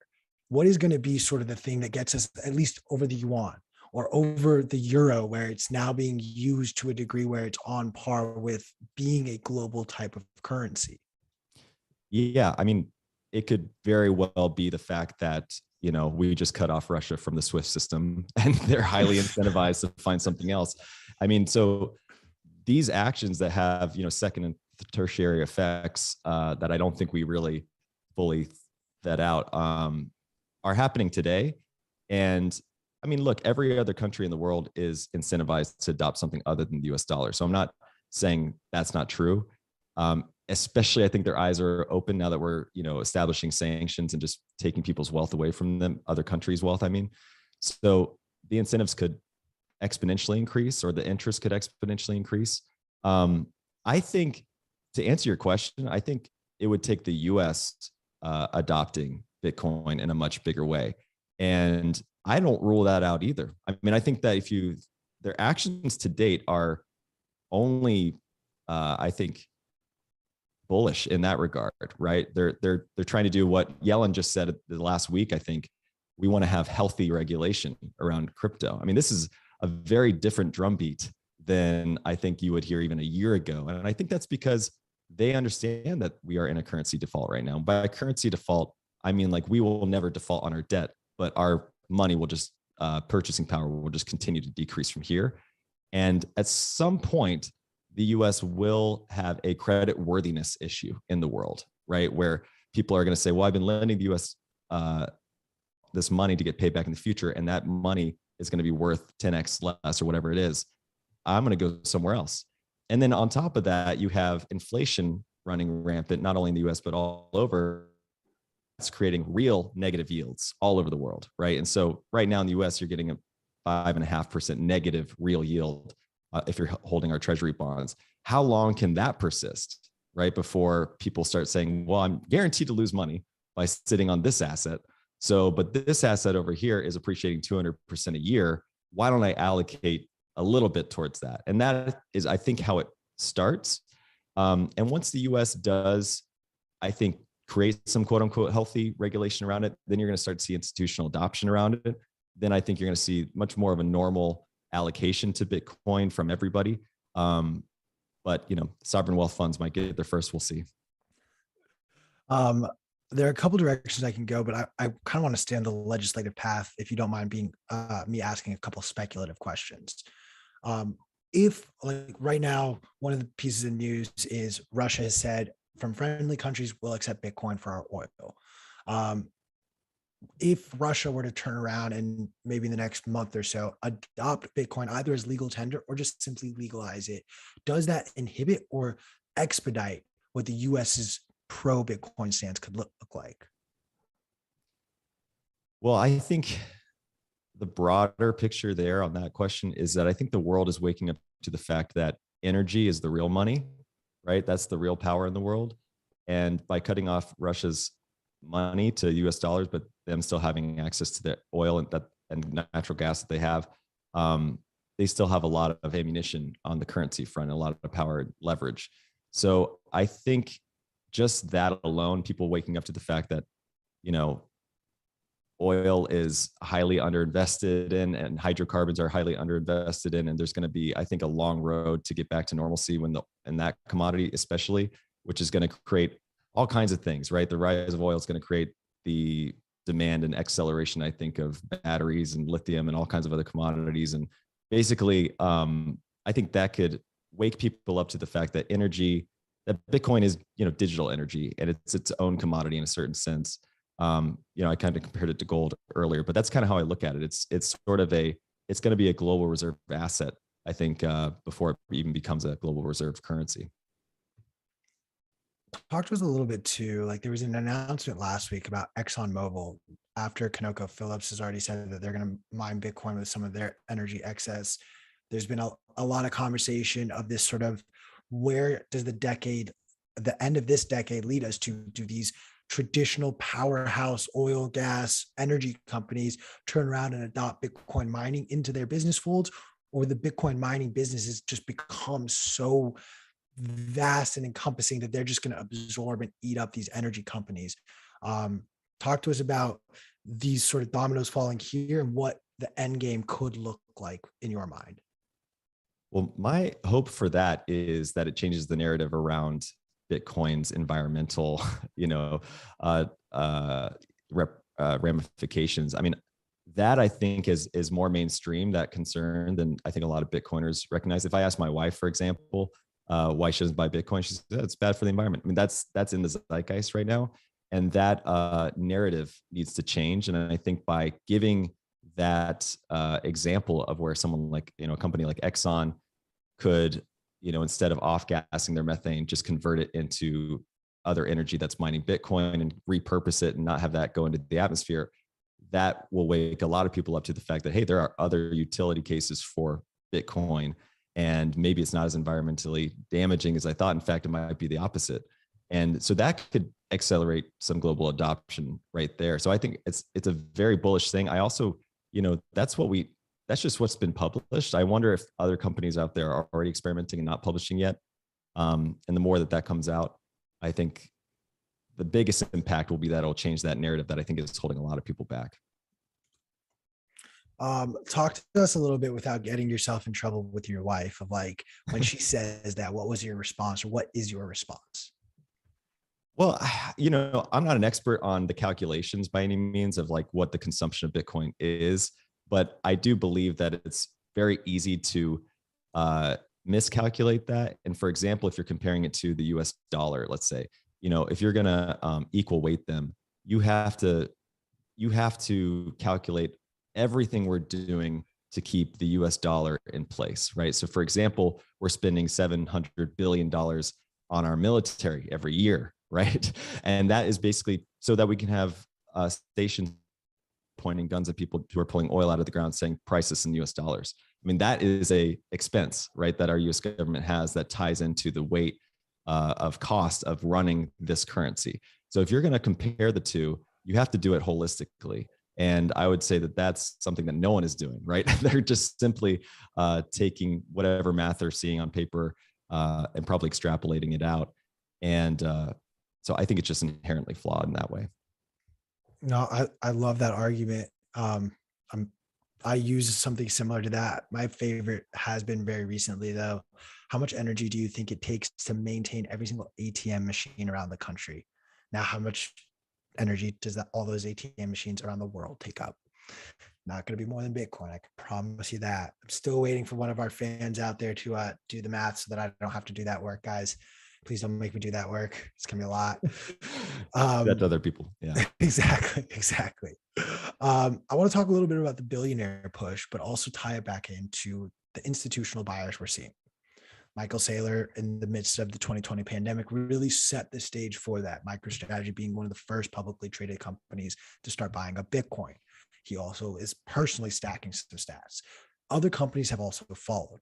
I'm curious, in your mind first, is there a difference between a billionaire allocating 1% of their net worth into Bitcoin versus a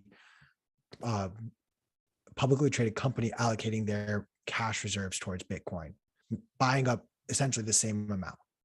Yeah, I think there's a certifiable difference. And that's basically that a billionaire, I think it's public perception mostly, right? So a billionaire putting some small allocation into Bitcoin can be easily kind of waved off, right? And say, hey, well, they got to where they were by taking on risk. I'm not that risk.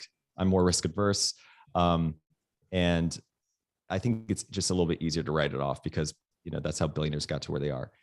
But a company or a sovereign wealth fund or, something like that entering the picture is much more, I think, a verification of just the thesis involved. And it'll at least, I think, pique more interest and curiosity. And I think that has not to mention the dollars, right? Because they're going to be putting a lot more actual dollars to work in Bitcoin than, a single billionaire would. But I think beyond that, it's just a matter of, look at how many people perked up when El Salvador said, hey, guess what? We're going to make this legal tender.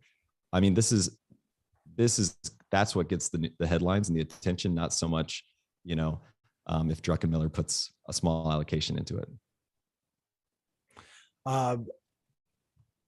Do we reach a certain point, or is there like a percentage in your mind where this company or this individual has too much Bitcoin? Yeah. So listen, to answer that question, I would say this. I mean, there's this old Mark Twain quote about, it's not what you don't know, it's what you know for sure that just ain't so. And I like to have strong opinions loosely held for that, reason. So I'm not out there selling my house to allocate more to Bitcoin, right? I more power to you if that's what you do. But I think in any practice, if you are 100% convinced on something, I would question it, right? And so there are, for me, I think a reasonable, responsible allocation to Bitcoin, whatever that means for you, and it's different for every single person, is I think the pragmatic way to approach it. If the theories pan out, we're all, not long enough, right? But at the same time, the arguments I sometimes see for that are that, hey, there's $700 trillion of, assets in the world. If all of that goes into Bitcoin, then Bitcoin's worth 10 million, whatever, so it's the world in which all of those assets, everyone sells their house, everyone sells their gold, everyone does XYZ and funnels it into Bitcoin. I just have a hard time picturing that. So can it overtake gold? Can it do a few other things that I think are more realistic in the short term? Yes, I absolutely think so. So it's for me personally, it's a savings vehicle. I allocate every week. I dollar cost average into it. For me, I still look at it like digital New York real estate, right? There's some building there in New York that I can buy weekly and I can dollar cost average into that. If someone told you could do that with a building in New York, you would do it immediately. So I still look at it that way. I'm less concerned about, again, the transactions, although I'm fully bullish on the Lightning Network and I'm about in the coming years. But to me, looking at it more of an asset and just treating it as such, like you would a gold or real estate as a portion of your portfolio, I think is the responsible way to look at it. I always love the digital real estate argument in case that it's, I think, the best use case for what Bitcoin can be for those who maybe don't see it. I also do appreciate the fact that you're not necessarily buying into the hype cycle. I think, unfortunately, in Bitcoin, we tend to be a bit of an echo chamber. We put price predictions ahead of market cap. As someone who comes from like a traditional investing mindset, one of the first things I was always taught was, you think the stock can double from here. That's fine and great. But what does that actually mean for the market cap? Do you really think this company is going to be, it's trading at $5 billion? You really think this is a $10 billion company? And why or why not? We don't do that enough in Bitcoin. A 10x from here doesn't even get us more than a market cap of gold. So keep that in mind. That we're talking about a $500,000 Bitcoin. You're still not above the market cap of gold. I personally think that is sort of the next resistance once we get over some of the psychological round numbers like 6 figures, $250,000, and et cetera. What are you paying attention to? Maybe this might be a little too technical, but price wise, are there certain areas of resistance that you have an eye on, either market cap wise or just individual Bitcoin's price? Well, look, I mean, I think this is an interesting discussion because when reality sets in, I think people's behavior becomes more to light. So, for example, a war breaking out between Russia and Ukraine, gold shot up, right? And so that's, I think gold still has a long way to run, by the way. And I think that when you start factoring in real world scenarios that people feel their safety is, in play, I think there is still a overhanging belief that gold is the flock to safety. And at the same time, there's an argument to be made that Bitcoin isn't higher because we have NFTs now. We have all these other altcoins that are eating up some of the liquidity that could have been funneling into Bitcoin, right? I think that that's a very real possibility, and those things probably aren't going away anytime soon either. So there's a lot out there that could be distracting people away from Bitcoin. Now, given the scarcity of Bitcoin, once even a small percentage of, like we said, sovereign wealth funds, whatever it might be, start going into Bitcoin, the price will have a more accelerated increase, right? Just because of the denominator, the lack of the scarcity there. So that price appreciation will probably recapture a lot of imagination and a lot of attention and be sort of a self-reinforcing effect from there. But so, yeah, I'm looking at all kinds of stuff. I mean, gold, I think silver is still like limping along, but probably the most asymmetric play out there. I think oil has a long way to go. I think just a basket of commodities in general. I mean, Ukraine and Russia account for, the New York Times was writing about how they account for 25% of the wheat in the world that feeds billions of people and goes into bread and pasta and everything else. And there is going to be a serious shortage of that coming up, which could affect food pricing. And so agricultural, food, all kinds of those commodities in the near term, I think, are be heavily disrupted, and those prices are probably going to go a lot higher. I have to present the question that I presented to Preston to you as well. Is there a commodity, and it could very well be wheat, that you are paying very close attention to right now that's not oil? Darn, it's not oil. Well, yeah, listen, I think it's food. I think it's agriculture. I think that, it's funny, like the CPI numbers, right? It's, I love when they say, well, if you just take out food and energy, inflation's not that bad. It's, well, what do you spend your money on? Well, it's food and energy, right? So if you're taking away the energy, the oil, then it's left, you're left with the food. And given the disruptions I just mentioned, food pricing is probably going to go a lot higher. I mean, and with oil going higher, I mean, oil is the number one cost with food, right? Because you're mostly shipping all of that stuff across seas. So that is a reinforcing impact as well. So I think food and agricultural ETFs are a good way to play it. I mean, a lot of people I talk to, Bill Gates owns $100 million worth of farmland now. Kyle Bass also has a fund now set up just for rural land, farmland. And they're doing that because the actual production coming off that land is increasing in value, right? The dollars. So I think that food and any kind of agricultural commodity ETF is probably a good place to watch. I definitely agree with that. I brought it up on this show. I will continue to highlight this because it is genuinely a global crisis that is just getting swept under the rug. You touched on it briefly with the idea that this region, Ukraine and Russia, is the breadbasket of the world. I'm stealing these numbers from David Friedberg from the All In episode 2 weeks ago. This is amounts to roughly 40% of the wheat that is produced in the world. But if you also look at the caloric intake of that, that is about 12% of the calories in the entire world. And that wheat was supposed to be planted 2 weeks ago.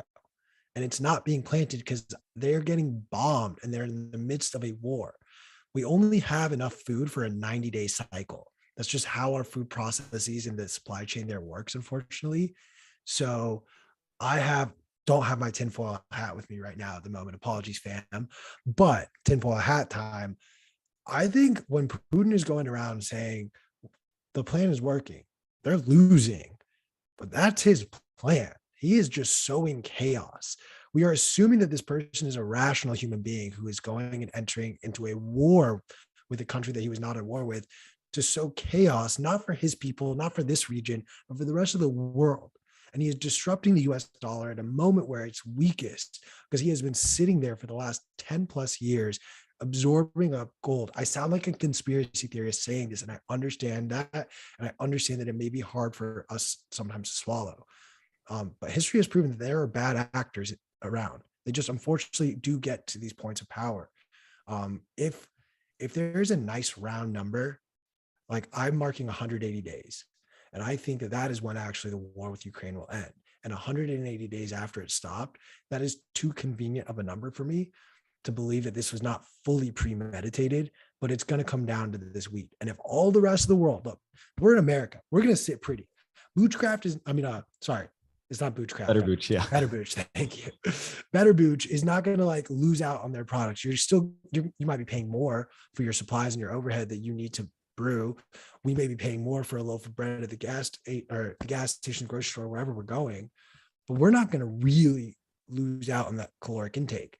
But other parts of the world will. The poorer nations are not going to be given that opportunity to buy up those calories for their citizens to end up buying. And what does that do?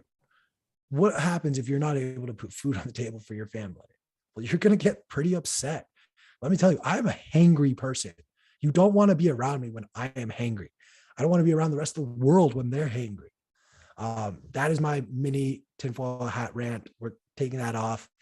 Well, I think it speaks to something that I think you're onto something. So for one, one billionaire we study a lot on the show is Ray Dalio, right? And he just came out with this book called The Changing World Order. And there is a 18-step cycle that he kind of lays out in the book. And we are, by my estimates, around number 14 out of 18, 18 being the bottom of the cycle. 14 is printing money. 15 is internal conflict. 16 is loss of reserve currency. 17 is weak leadership. 18 is civil war revolution, right? So the internal conflict. And I think that's what you're kind of bringing up. Like, where is that going to stem from? In the US, I think you've seen a little bit of it just through COVID. I think that's probably just the tip of the iceberg. It could be the wealth disparity in the country that ultimately gets to be too much. Right now, like 0.1% of our country owns the same wealth as the bottom 90%. That right there is pretty alarming, but there could be more internal conflict that comes, and it could come from food shortages or any of these other disruptions that we might see in the near term, which again, are probably all symptomatic of the greater piece of the puzzle here, which is this macro view that the US dollar is collapsing. You fix the money, you fix the world, as they say. Oh man, if only it was so simple. But you absolutely bring up a valid point. Like we're in these final acts of some of these sort of, and I don't mean to be dire about it, these doomsday scenarios. And it is pertinent for all of us to be sort of aware of where we kind of sit and how to approach certain actions and how to digest the actions of those leaders who are making decisions on our behalf, whether or not we agree with them. They're making those decisions. Like whether or not you like Biden, what he decides to do on a global stage has an impact on you. And it is important for us to be aware and act accordingly Obviously under your own value structure. I will never tell you what to do other than not be an asshole, because we're not assholes on this show. I want to talk public markets with you a little bit, if you'll entertain that side of this conversation now. Sure. Back in November, Bitcoin made an all-time high, just under 69,000. Shout out to that number, guys. If we can get to 69,000 subs, by the way, on the YouTube channel, we are going to drop so many sats. We're going to drop life-changing amounts of sats, but I need to get to that number. Otherwise, I cannot unlock the sats that are sitting in a safe. So please help us share, make sure you're subscribed. Bitcoin makes this all-time high. Day or two later, NASDAQ and S&P follow suit. And we have essentially been in a bear market. People are a little too cagey around that word. We're in a bear market. The correlation last I checked was about 9.92, 0.91 in that range between Bitcoin and the NASDAQ. Talk to us a little bit about what you think is causing this correlation. And is it good or bad for Bitcoin? Is it good or bad for Bitcoin? Well, look, I'm not an expert on this, but my assumption is that you're seeing such a direct correlation because not everyone really understands the potential of Bitcoin, and they're treating it like a new technology. And that's why the NASDAQ correlation is where it is. And I think that as people really start to realize that this is more about a default of our currency and that this is a much bigger picture, then I think you'll see a decoupling from that.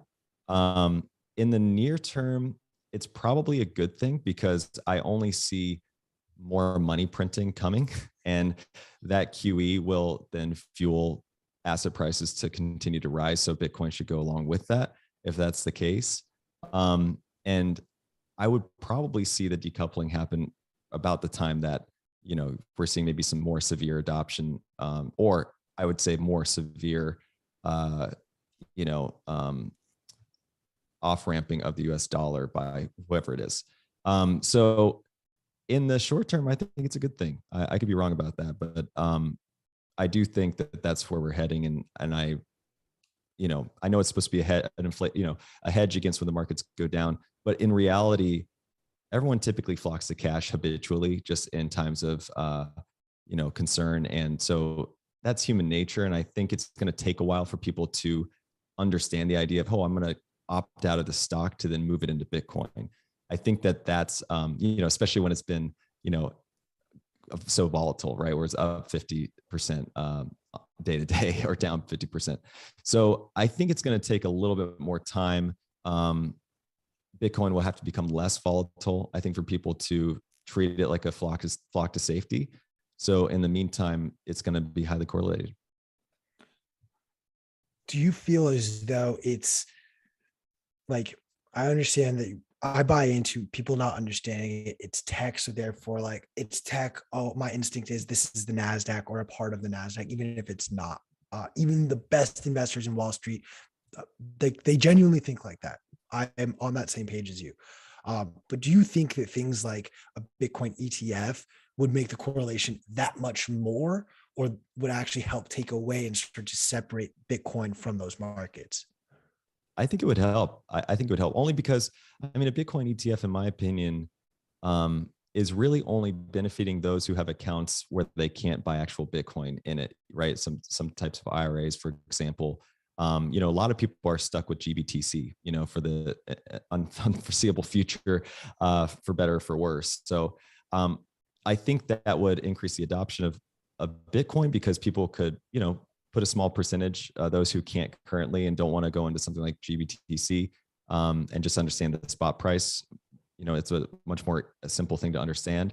That'll probably just drive adoption into it. And I think it's a lot easier to move your money from an S&P index to an ETF than it is to pull your money out of your TD Ameritrade account to then go on Coinbase, to then buy some Bitcoin, to then do this, to then do this, So you're basically removing the hurdles, right, by creating an ETF.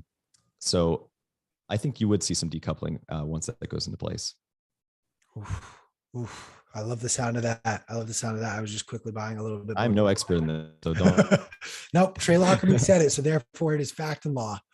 I do want to one final sort of topic to discuss here in the markets is the Fed. Because unfortunately, whenever we talk markets, we got to talk rates and we got to talk the Fed. 2 weeks ago, they finally did their first 25 basis points rate hike. And the market reacted positively because the market was expecting exactly that. It was not surprised by anything. Bitcoin is looking like it's getting a new leg up. The NASDAQ and S&P 500 looks like it's getting a new leg up. Talk to us a little bit about what effect you think the Fed is going to have on the markets this year and as a byproduct on Bitcoin as well. My general thoughts are that the Fed is typically behind the curve and they tend to overdo it. So like, should we be tightening right now? There's a lot of, arguments to be made that this might be the worst time ever to tighten. So, at some point, they're trapped and everyone knows they're trapped for a lot of different reasons. And I think a lot of it is a little bit of theater. So for example, given where inflation is right now, I mean, there's this thing called like the Taylor rule, and that's suggesting that the federal funds rate, for example, should be at 9.5%, right? And we are at 0.33%. So a lot of it is kind of theater. Now, that being said, going from zero basically to 0.33 on a percentage basis, if you're thinking about holistically how things are actually, all the credit that's out there, it's not a 25 basis move. It's a almost like infinitesimal move where it's going to create a lot of effects on businesses who have taken out lines of credit and are expecting to finance certain things at a certain rate, and that's getting more expensive. So I think the more that the Fed actually does tighten and increase rates, it is obviously going to have an impact, which is mainly going to be bearish because everything is priced off of these these interest rates that are used as discount rates. And the higher that discount rate goes, then the valuations of the assets go down. And so do I think they're going to be able to do much more than a few hikes before things kind of, revert back or, turn downwards, and then they're going to have to go back to their old playbook of printing money? Yeah, I think they maybe have one or two more rate hikes in their toolkit before things get more expensive. So just to give you a reason why that is, every let's say we have $30 trillion of debt, which our country is getting pretty close to. Every 1% increase on that interest is $300 billion, right? So we're talking about, 10% of our national budget going to interest payments, and that's just untenable, right? So if you're thinking about those little, 25 basis points moves, like getting up even to 1%, has huge ramifications, even though they're very, very small basis points. So, and not to mention all the other, credit lines for companies in corporate America that are financed off of those rates. So yeah, I think the more that they tighten and do that, it's going to have an effect on the stock market short term. And then I think, unfortunately, we're going to be stuck with a scenario where we can either let the stock market collapse and reprice, but that's going to hurt. We're already at a 133% debt to GDP. And by actually letting the wealth effect go down, that's going to decrease spending, and spending is a portion of GDP. And, our debt to GDP is just going to look a lot worse. And so I think the Fed is trying to protect against that. And they know that. And so they're basically going to be forced to print more money and probably even print enough to keep the yields on bonds, for example, low, called yield curve control. And I think that is somewhat of an inevitability here. I'm so scared. I'm genuinely I have such a hard time holding cash right now, but I know in a weird way, as the markets sort of start to go up, remains to be seen. I'm still very skeptical that we have exited the bear market, full disclosure. Powell is talking about potential 50 basis point hikes, which I was actually hopeful we would see on this last turn. Let me ask you like this. You are now the chairman of the Fed, and the way it's designed, what you want to do is going to happen. On the next opportunity to raise rates or whatever you want to do, what does that look like? What is Trey Lockerbie's plan for the rest of 2022 look like as far as rate hikes go? Well, I certainly would not want to have that job. So it's really easy to be like an armchair quarterback there, but I definitely do not want that job. And I think that they are basically facing down a few, like the worst of bad decisions, or what's the best of worst decisions, I guess. So I think what they're doing with these 25 basis point hikes, I don't know if I would actually change anything. Right? I understand the logic of why they're doing it. They have to do something as far as, trying to combat inflation. Unemployment's already low, so their dual mandate, 50% of it is covered. So now it's just inflation they have to go after in their mind, right? So basically, that's the only tool in their toolkit, right? I would say, raising the rates obviously, and then tapering off the buying of other assets.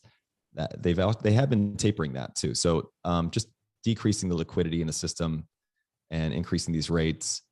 From their mind, I think that they have to do what they're doing. I think there's a little bit of that Wizard of Oz effect where the curtain is pulled and you see the guy, pulling all the levers. I mean, that's what would happen if they did nothing right here. I think with inflation being where it is, I think the public perception is a real risk here, because the worst thing that could happen is, in their mind, is obviously if people start losing faith in the US dollar, right? And that's what they're trying to protect against. So they have to do what they're doing. And I think it's like I think they're doing the minimal amount because they know that they really shouldn't be doing anything at all. I'm curious what your thoughts are on this, and I will admit this idea maybe came to me when I had one too many puffs of a joint. But the yield curve itself started pricing in 25-point basis hikes for this year ahead of the first announcement of such. So that tells me the market was already planning for this. And then the Fed did just what the market asked it to do, which frankly, I just think the market should operate on its own. But going down that sort of thought, that kind of tells me like, why don't we just let the market dictate what these sort of rates should look like? Do not give this power to the Fed. Don't give it to the government. Let the market itself dictate it. I don't know if you necessarily agree that is a way that the markets can operate, where the monetary policy itself is just allowed to operate as it should, but would love your thoughts on sort of that hypothetical.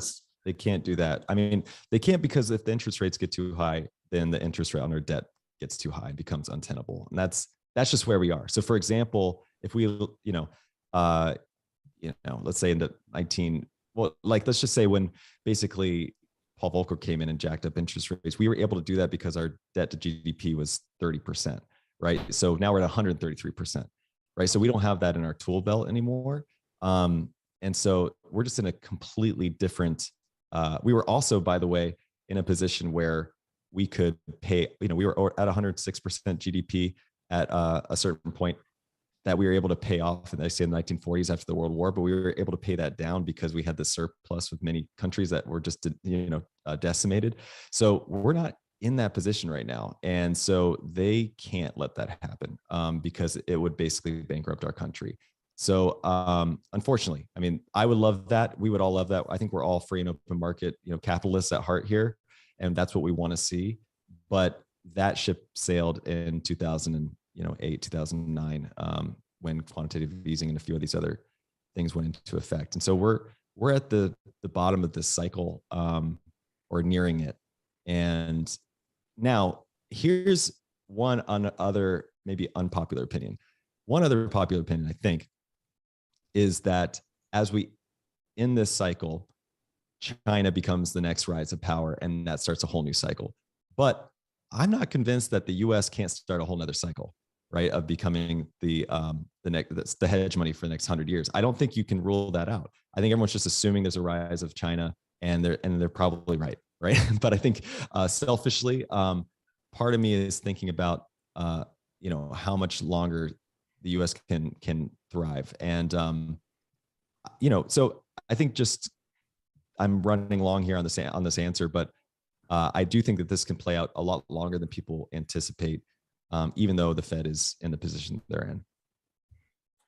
Yeah, Trey, I think a lot of good stuff coming out of you. Now, transitioning more from macro, maybe into your environment of micro. So obviously, I was a big listener of the Investors podcast as well. It's Stig and Preston and all that. And even since you have come on, obviously in 2020, a lot of events happened that changed the lives of many people. And I know in the quarterly mastermind talks that I was used to listen to, Preston brought up Bitcoin, and then he ended up bringing it up again in June, and then ultimately broke off and created his own podcast. How much of a discussion was it when he brought it up to you and the other creators or other people at the company that you'd be changing your strategy to more of a Bitcoin reserve strategy? Like, were you guys on board with that, or against it, or for it? Or I guess what was the consensus with you and the other people there? Great question. So, I when I was brought on, it was mainly because Preston's interest in Bitcoin kind of became all consuming. And I don't think he had much interest in public markets because, in his opinion, they're not free and open anymore. And so, how can you really educate people on value investing and things like that when the market itself is as manipulated as it is? And it's a very fair point.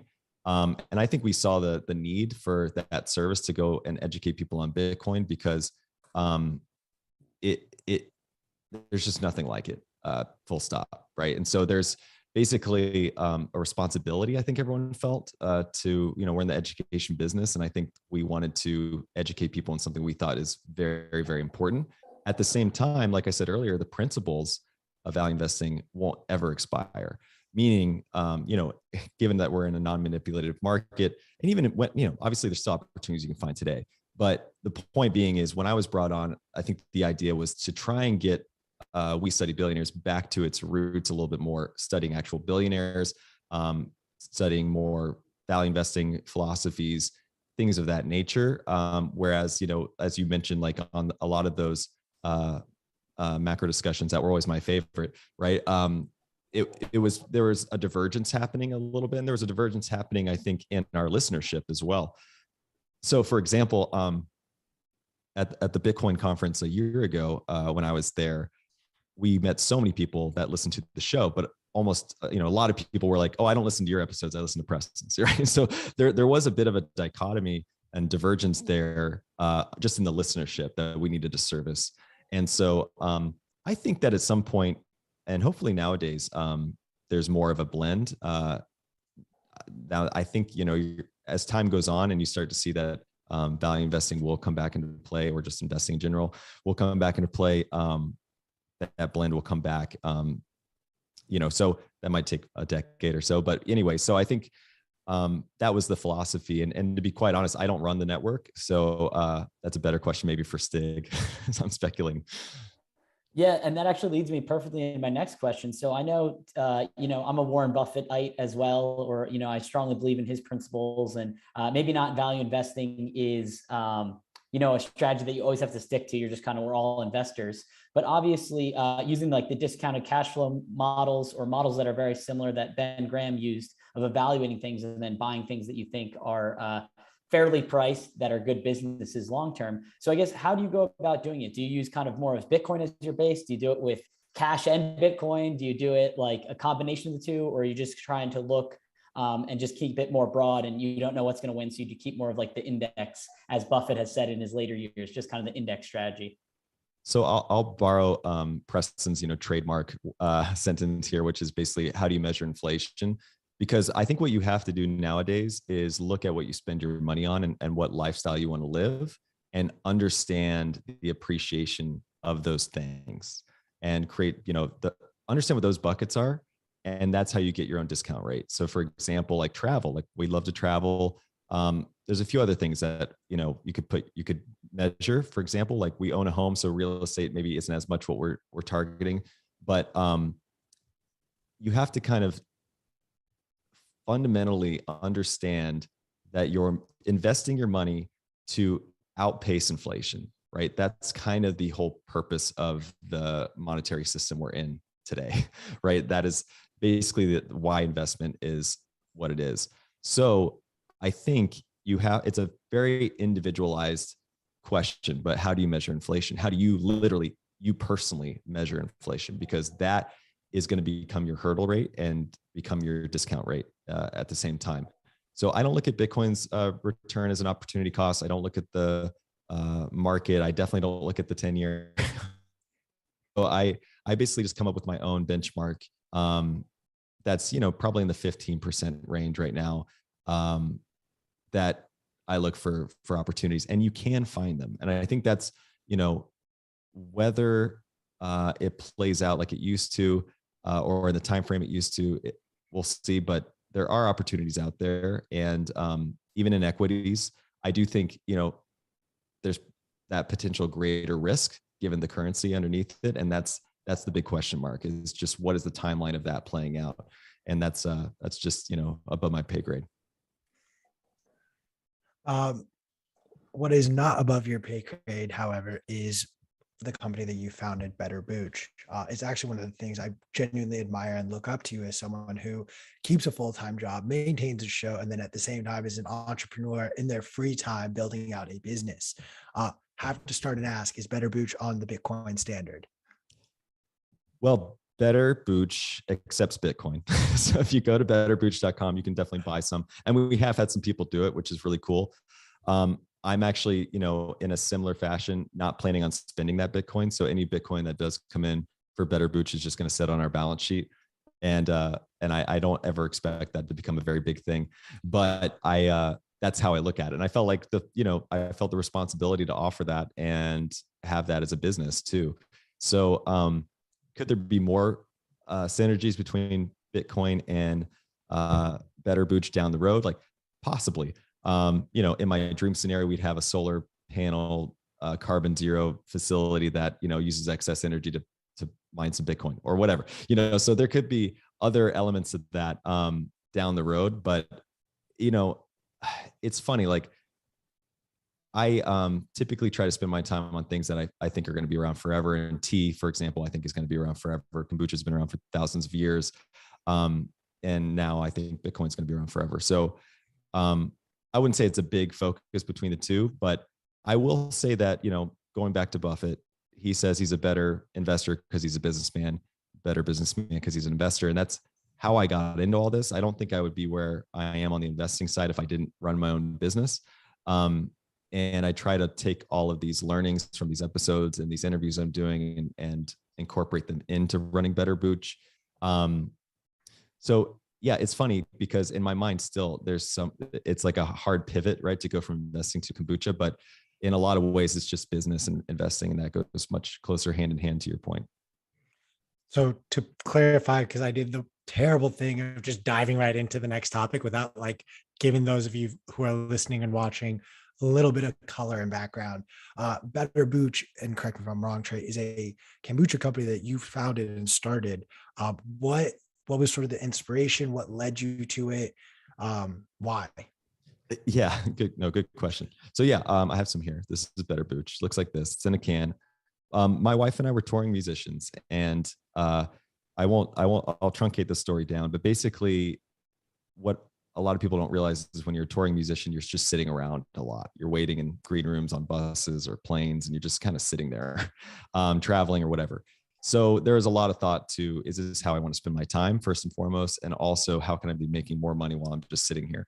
So those two decisions led me, one, into investing, but also to this idea of, is this how I want to spend my time? And we ultimately both decided separately that no, that's not how we want to spend the majority of our time. So we were looking to do something that was still creative and still fun and still felt like we could build a community around it. And so, the long story short with kombucha, why kombucha? I was actually a kombucha rejecter is what we kind of call them now. I tried it and I hated it. My sister was adamant that I drink it because it has a lot of health benefits, and she's a cancer survivor, and it helped her through. So she was adamant I drink it. And I felt like the only way I could drink it is if I brewed it myself. And once I did that, I said, oh, this is actually pretty great and can be great. And then I uncovered why all these other brands are kind of I guess unappetizing. So basically, it started small, like anything else. We started at farmers markets, and then just over the years, it just snowballed and has kind of grown into what it is today. I love that. I love the fact that this came from the family. there's like a little bit of a realness to why you want this to succeed, why you want it to taste good, be healthy. I don't want to have to dox you. I've read some of your threads where you've shared sort of the background and story. I want to play a little fangirly though. What was the band that you guys were touring with? If you don't mind. My wife was mostly touring with Rihanna. She was with Rihanna for about 4 years and a small stint with Selena Gomez after that. I toured with a number of artists, mostly in the singer-songwriter realm, like out of Los Angeles or Nashville. The majority of my touring years were probably with this Australian artist actually named Linka. She's very popular internationally. She's fairly popular in the US, but not a lot of people know her by name here. She's one of the most placed artists, meaning she has her songs in the most like commercials and movies. So you would probably recognize some of her songs. So anyway, I toured with a number of folks, including my own music. So I did a period of a stint of doing my own music as well. So yeah, that was pretty much really sorry. You're going to regret telling me that. You are going to regret telling me that. Don't look it up. I'm not even worried about that. There just might now be a guitar in the back room before you go on stage in Miami. Okay. Gotcha. But before we get into the Miami of it all, like I love kombucha. I also like have seen friends try to make it themselves. Talk to us a little bit about like the nightmares that you dealt with trying to, brew kombucha. Oh, wow. Yeah. So we've had a number of like blitz scaling efforts at certain stages of the company where, we got a PO from Trader Joe's or something that just was like a 15x, whatever we were doing at the time. And we had to ramp volumes quickly. And so there have been some like challenging times where, I've found myself loading a truck with a forklift at 3 a.m., like just trying to get orders out on time. I've really worked every position in the company, which I wouldn't trade for anything. I mean, even in the early days, I was the only, Ash and I would basically be the ones brewing and bottling and mopping and all that. And I was the delivery guy and everything else. So it's hard to say what was the most challenging part of the business. I do have some like painful periods of, compared to like, not compare it, but I could feel when, Elon was launching the Model 3, for example, instead of it was production hell. Like I've definitely been there. I know what that feels like, where you're just trying to get liquid into a can and nothing's going right.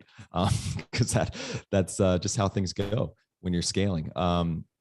So yeah, I think we'll probably have more challenges to come, obviously, but our brewery at least is in a really good spot now where we've got some capacity and we've got things dialed in and all the quality controls in place and the team and everything else. So we're in a much better place now.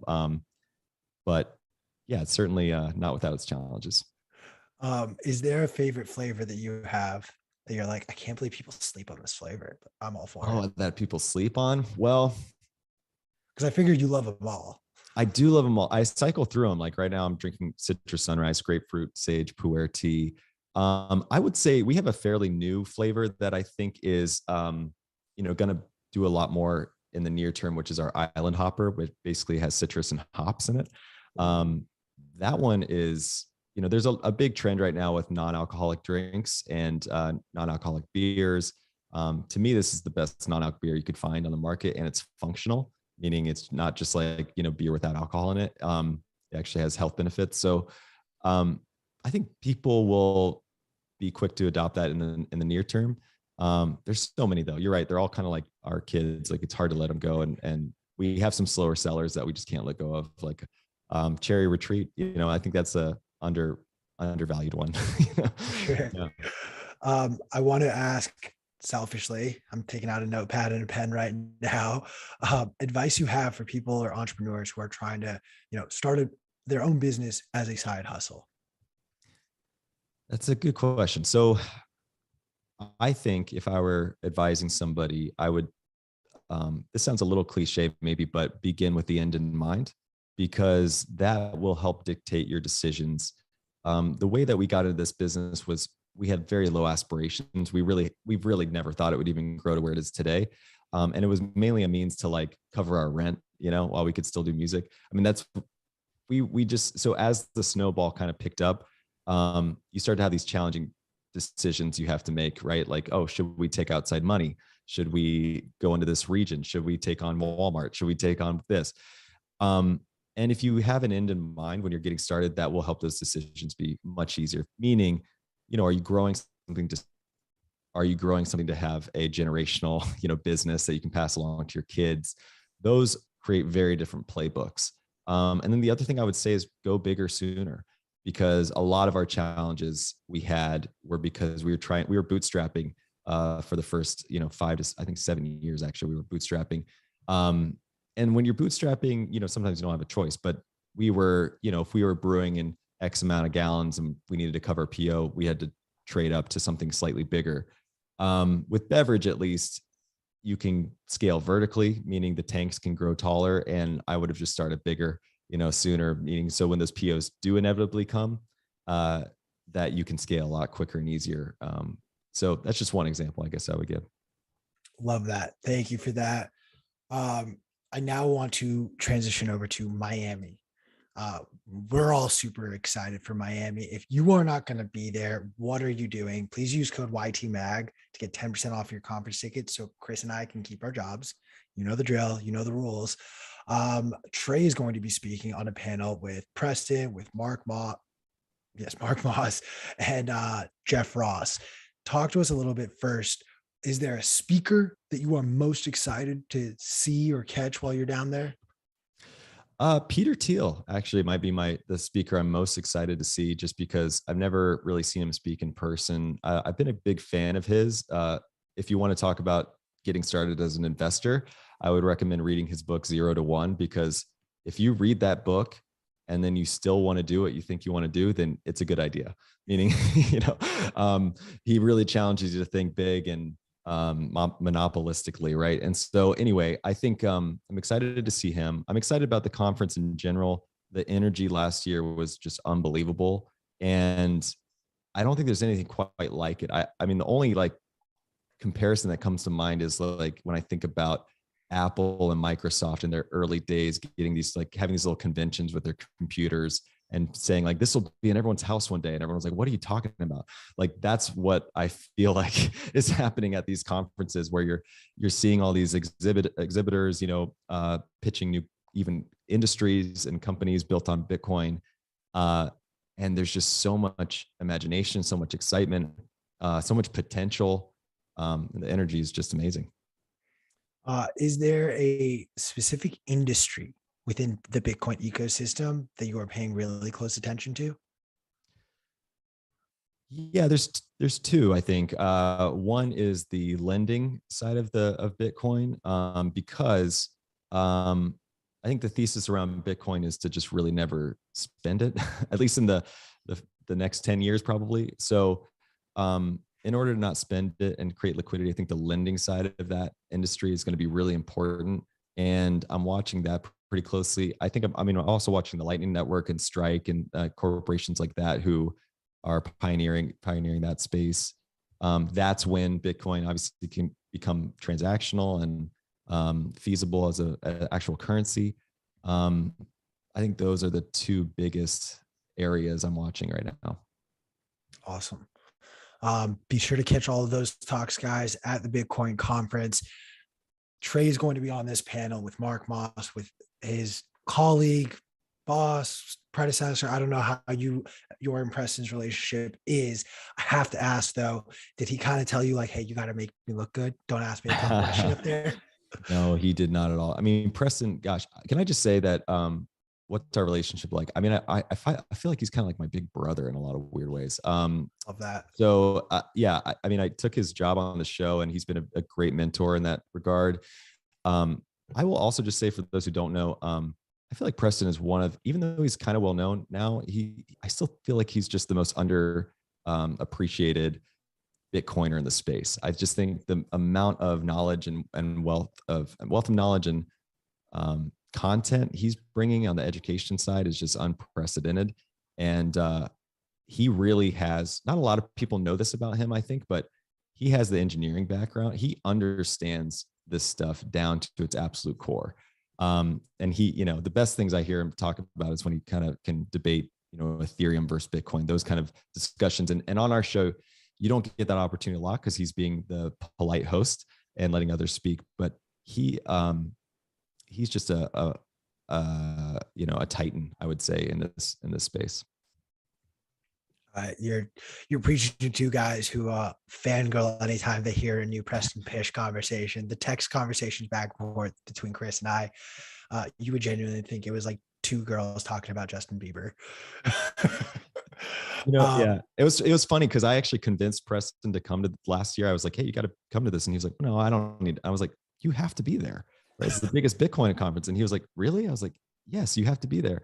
And he brought his two daughters to the event, and I think they experienced something really interesting, which was people fangirling, on Preston about Bitcoin, and just the two daughters seeing that they were like, "What is happening?" That's cool. It was really fun to see. Yeah, it was fun to see. Will your wife be joining you as well? She will. This year we're bringing the whole family down, actually, so it's gonna be nice. Fun. Yeah. Have you prepped them for sort of what the cult of Bitcoin looks like a little bit? I think she knows. I mean, I think. My wife is obviously very bullish on Bitcoin too, but I don't know if anything can prepare you for exactly what you're going to see while you're there. I mean, my dad lives in Miami, so I rode with him to the conference last year, and he was like, "Yeah, I'm just taking you to this little conference." And man, there was like a 10-mile line of people trying to get into this building. I mean, it was like blocks and blocks. He was like, I mean, that turned him onto Bitcoin when he saw that crowd. He was like, okay, what is this thing? What are you doing? So I don't think anything can really prepare you. And I expect this year will be even bigger than last. We'll caveat that we fixed the line issues this year for everyone that's attending the conference. I know we had P on earlier. He's the programmer for the conference. And he said that issue is resolved this year. So giving everyone a heads up. Well, to that point, what was so fascinating about that is when you saw that line, you're like, oh my gosh, no one's going to be in the room, to hear our panel. And we got in the room was packed. I mean, so that was, I know we went way over capacity last year, right? So that was like excess capacity, what we were seeing. It's insane. Just so you can mentally prepare for this, the main stage room where you will be giving you will be hosting a panel is roughly 8 times larger than the main stage room last year. So, imagine everyone in their underwear. It's just you and the guys up on stage. We'll get you loose playing some guitar beforehand. It'll be all good. Oh my gosh. What was your favorite highlight from last year beyond just these moments with your family or with Preston? Yeah. Was there a speech in particular? There was. I mean, for me, it was Jack Dorsey, and it was mainly just his level of conviction that I don't even know if anyone was really quite prepared to see, right? I mean, he was so matter of fact in his conviction in Bitcoin that was eye-opening in a lot of ways, and I think carried the most weight of the conference. I mean, I think that the El Salvador announcement obviously was a major step forward, but having someone as powerful and influential as Jack, basically saying that Bitcoin is the most important thing that he can focus his attention on. I think that was the major headline of last year. Love that. He will unfortunately be missed. I'm sorry to be the one to be the bearer. I saw that. Yeah, no worries. I saw that. I'm sorry. He's busy building. Yeah. However, he gave us Aaron Rodgers and Odell Beckham Jr. So like on paper, as far as like I still have my Bitcoin. Actually, I found this the other day. I gotta dox my room to show this to people, but I have a Jack Dorsey trading card from last year's Bitcoin conference, and it is the most absurd looking picture of Jack Dorsey. But guys, you know the drill. Use code YTMAG, get 10% off your conference tickets.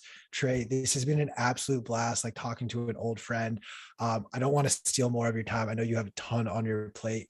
Where can our listeners, where can our viewers find and learn more about you? Yeah, so I would definitely encourage everybody to check out the Investors Podcast Network as a whole. There's multiple shows on the network. Mine is called We Study Billionaires. We do have quite a few billionaires that frequent the show. Ray Dalio is a recent guest, and there's a few others. So Howard Marks, so there's a lot of content there. And then if you're curious about kombucha, go to betterbooch.com. Check it out. Alrighty, guys, we're going to take a quick commercial break and then we will be back just to chat things out with Chris and I. Stick around, and thank you guys so much for watching for the last 2.5 hours so far.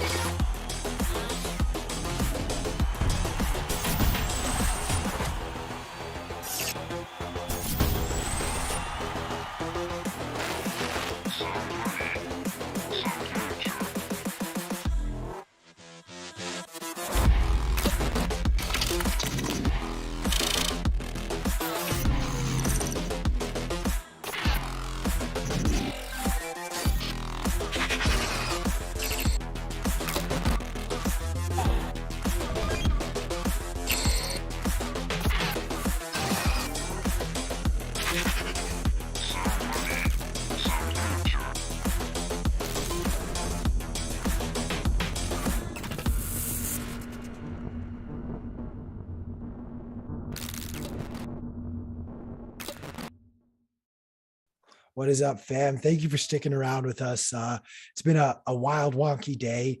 This is the last week of episodes before the conference. So that also kind of means that this is potentially our last week with you. If Chris and I do not sell enough tickets, they're going to kick us out. We're going to be back on the streets as plebs, just like all of you listening and watching. So help us out. Please buy a conference ticket or two. If anything, like when you buy it, be like, Q and Chris are the reason I bought this. Do not let them go. That would be super helpful, because otherwise, like, it could just very well be someone else as a talking head on the show. And you don't want that. You don't want someone else here, right, Chris? No. Yeah, you don't throw out the baby with the bathwater. You know what I mean? Like, come to the conference, have a good time, keep Q and I around. I do want to highlight, like, we spent a lot of today talking about the conference, and like, why would I stop here? Why stop now? We've talked a lot about some of the amazing panelists we're going to have, some of the amazing things that we have cooking up there. I do want to reiterate the fact that, like, safety is the utmost priority, and you as a conference attendee having the best possible experience is our number one priority. Please make sure that if you are not having fun, or if something is going wrong or not to your liking, that you flag it for someone there, and we will do our best to help alleviate the situations. I'm gonna use the hot mic for a second. I'm gonna say something that, I know not everyone's gonna like. There's this bullshit. I'm gonna say it like this. There's this bullshit spinning around online about, like, oh, Bitcoin Mags is not letting guns into this. They're gonna take your guns away, man. Rah, rah, rah, rah. If you're really one of those people who needs a gun to go to a public setting like a Bitcoin conference, you are the person I do not need having a gun. I said it. I said what I said, damn it. This is going to be such a safe bet. There is going to be Secret Service snipers all over the place. Not really, okay? There's not really going to be that. But, like, if you don't feel safe in this much of a public setting, you don't have to be there. But I'm telling you, it will be a safe, fun setting. This is going to be better than Disneyland, because it's going to be Bitcoin's version of Disneyland. And that means it's just going to be sick. It's going to be so much fun. Last year, we were burning Venezuelan dollars because they've lost so much value. Last year, you know what? Yeah, the lines were nuts. And you know what I ended up doing in the middle of a line waiting for a food truck? It took me an hour and a half. To get food. It will not take you an hour and a half. You know what I did? I started talking to the people in front of me.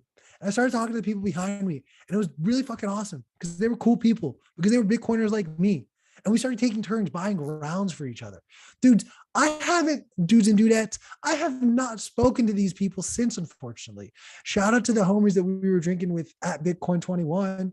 Like, I hope I see you guys again. But that's what this whole thing is for all of us to be able to gather together, talk about the ideas, talk about the things that excite us in this community. You need to be there. You just do. Attendance is mandatory. And use code YTMAG so that Chris and mine's attendance in your lives does not cease to exist in 2 weeks. I thank you for letting me have my very hot rant. Chris, I will allow you the final word today. I'm all good on my end. Like I said, hoping to see you guys down in Miami. If you have any questions or concerns, Q&I's DMs are always open. If you're having any issues at the venue for any reason, please tap Q&I. We'll be identified wearing staff shirts, working for the conference, obviously. And no, in all seriousness, Q&I want everyone to have a great time, a safe time, a fun time. Learn about Bitcoin, maybe earn some Bitcoin while you're there from all the various companies, and all around just have a great celebration about Bitcoin, about life, about friendship. And yeah, I look forward to seeing you guys tomorrow. We're going to cut to end the episode, and peace out, everyone. Have a good one.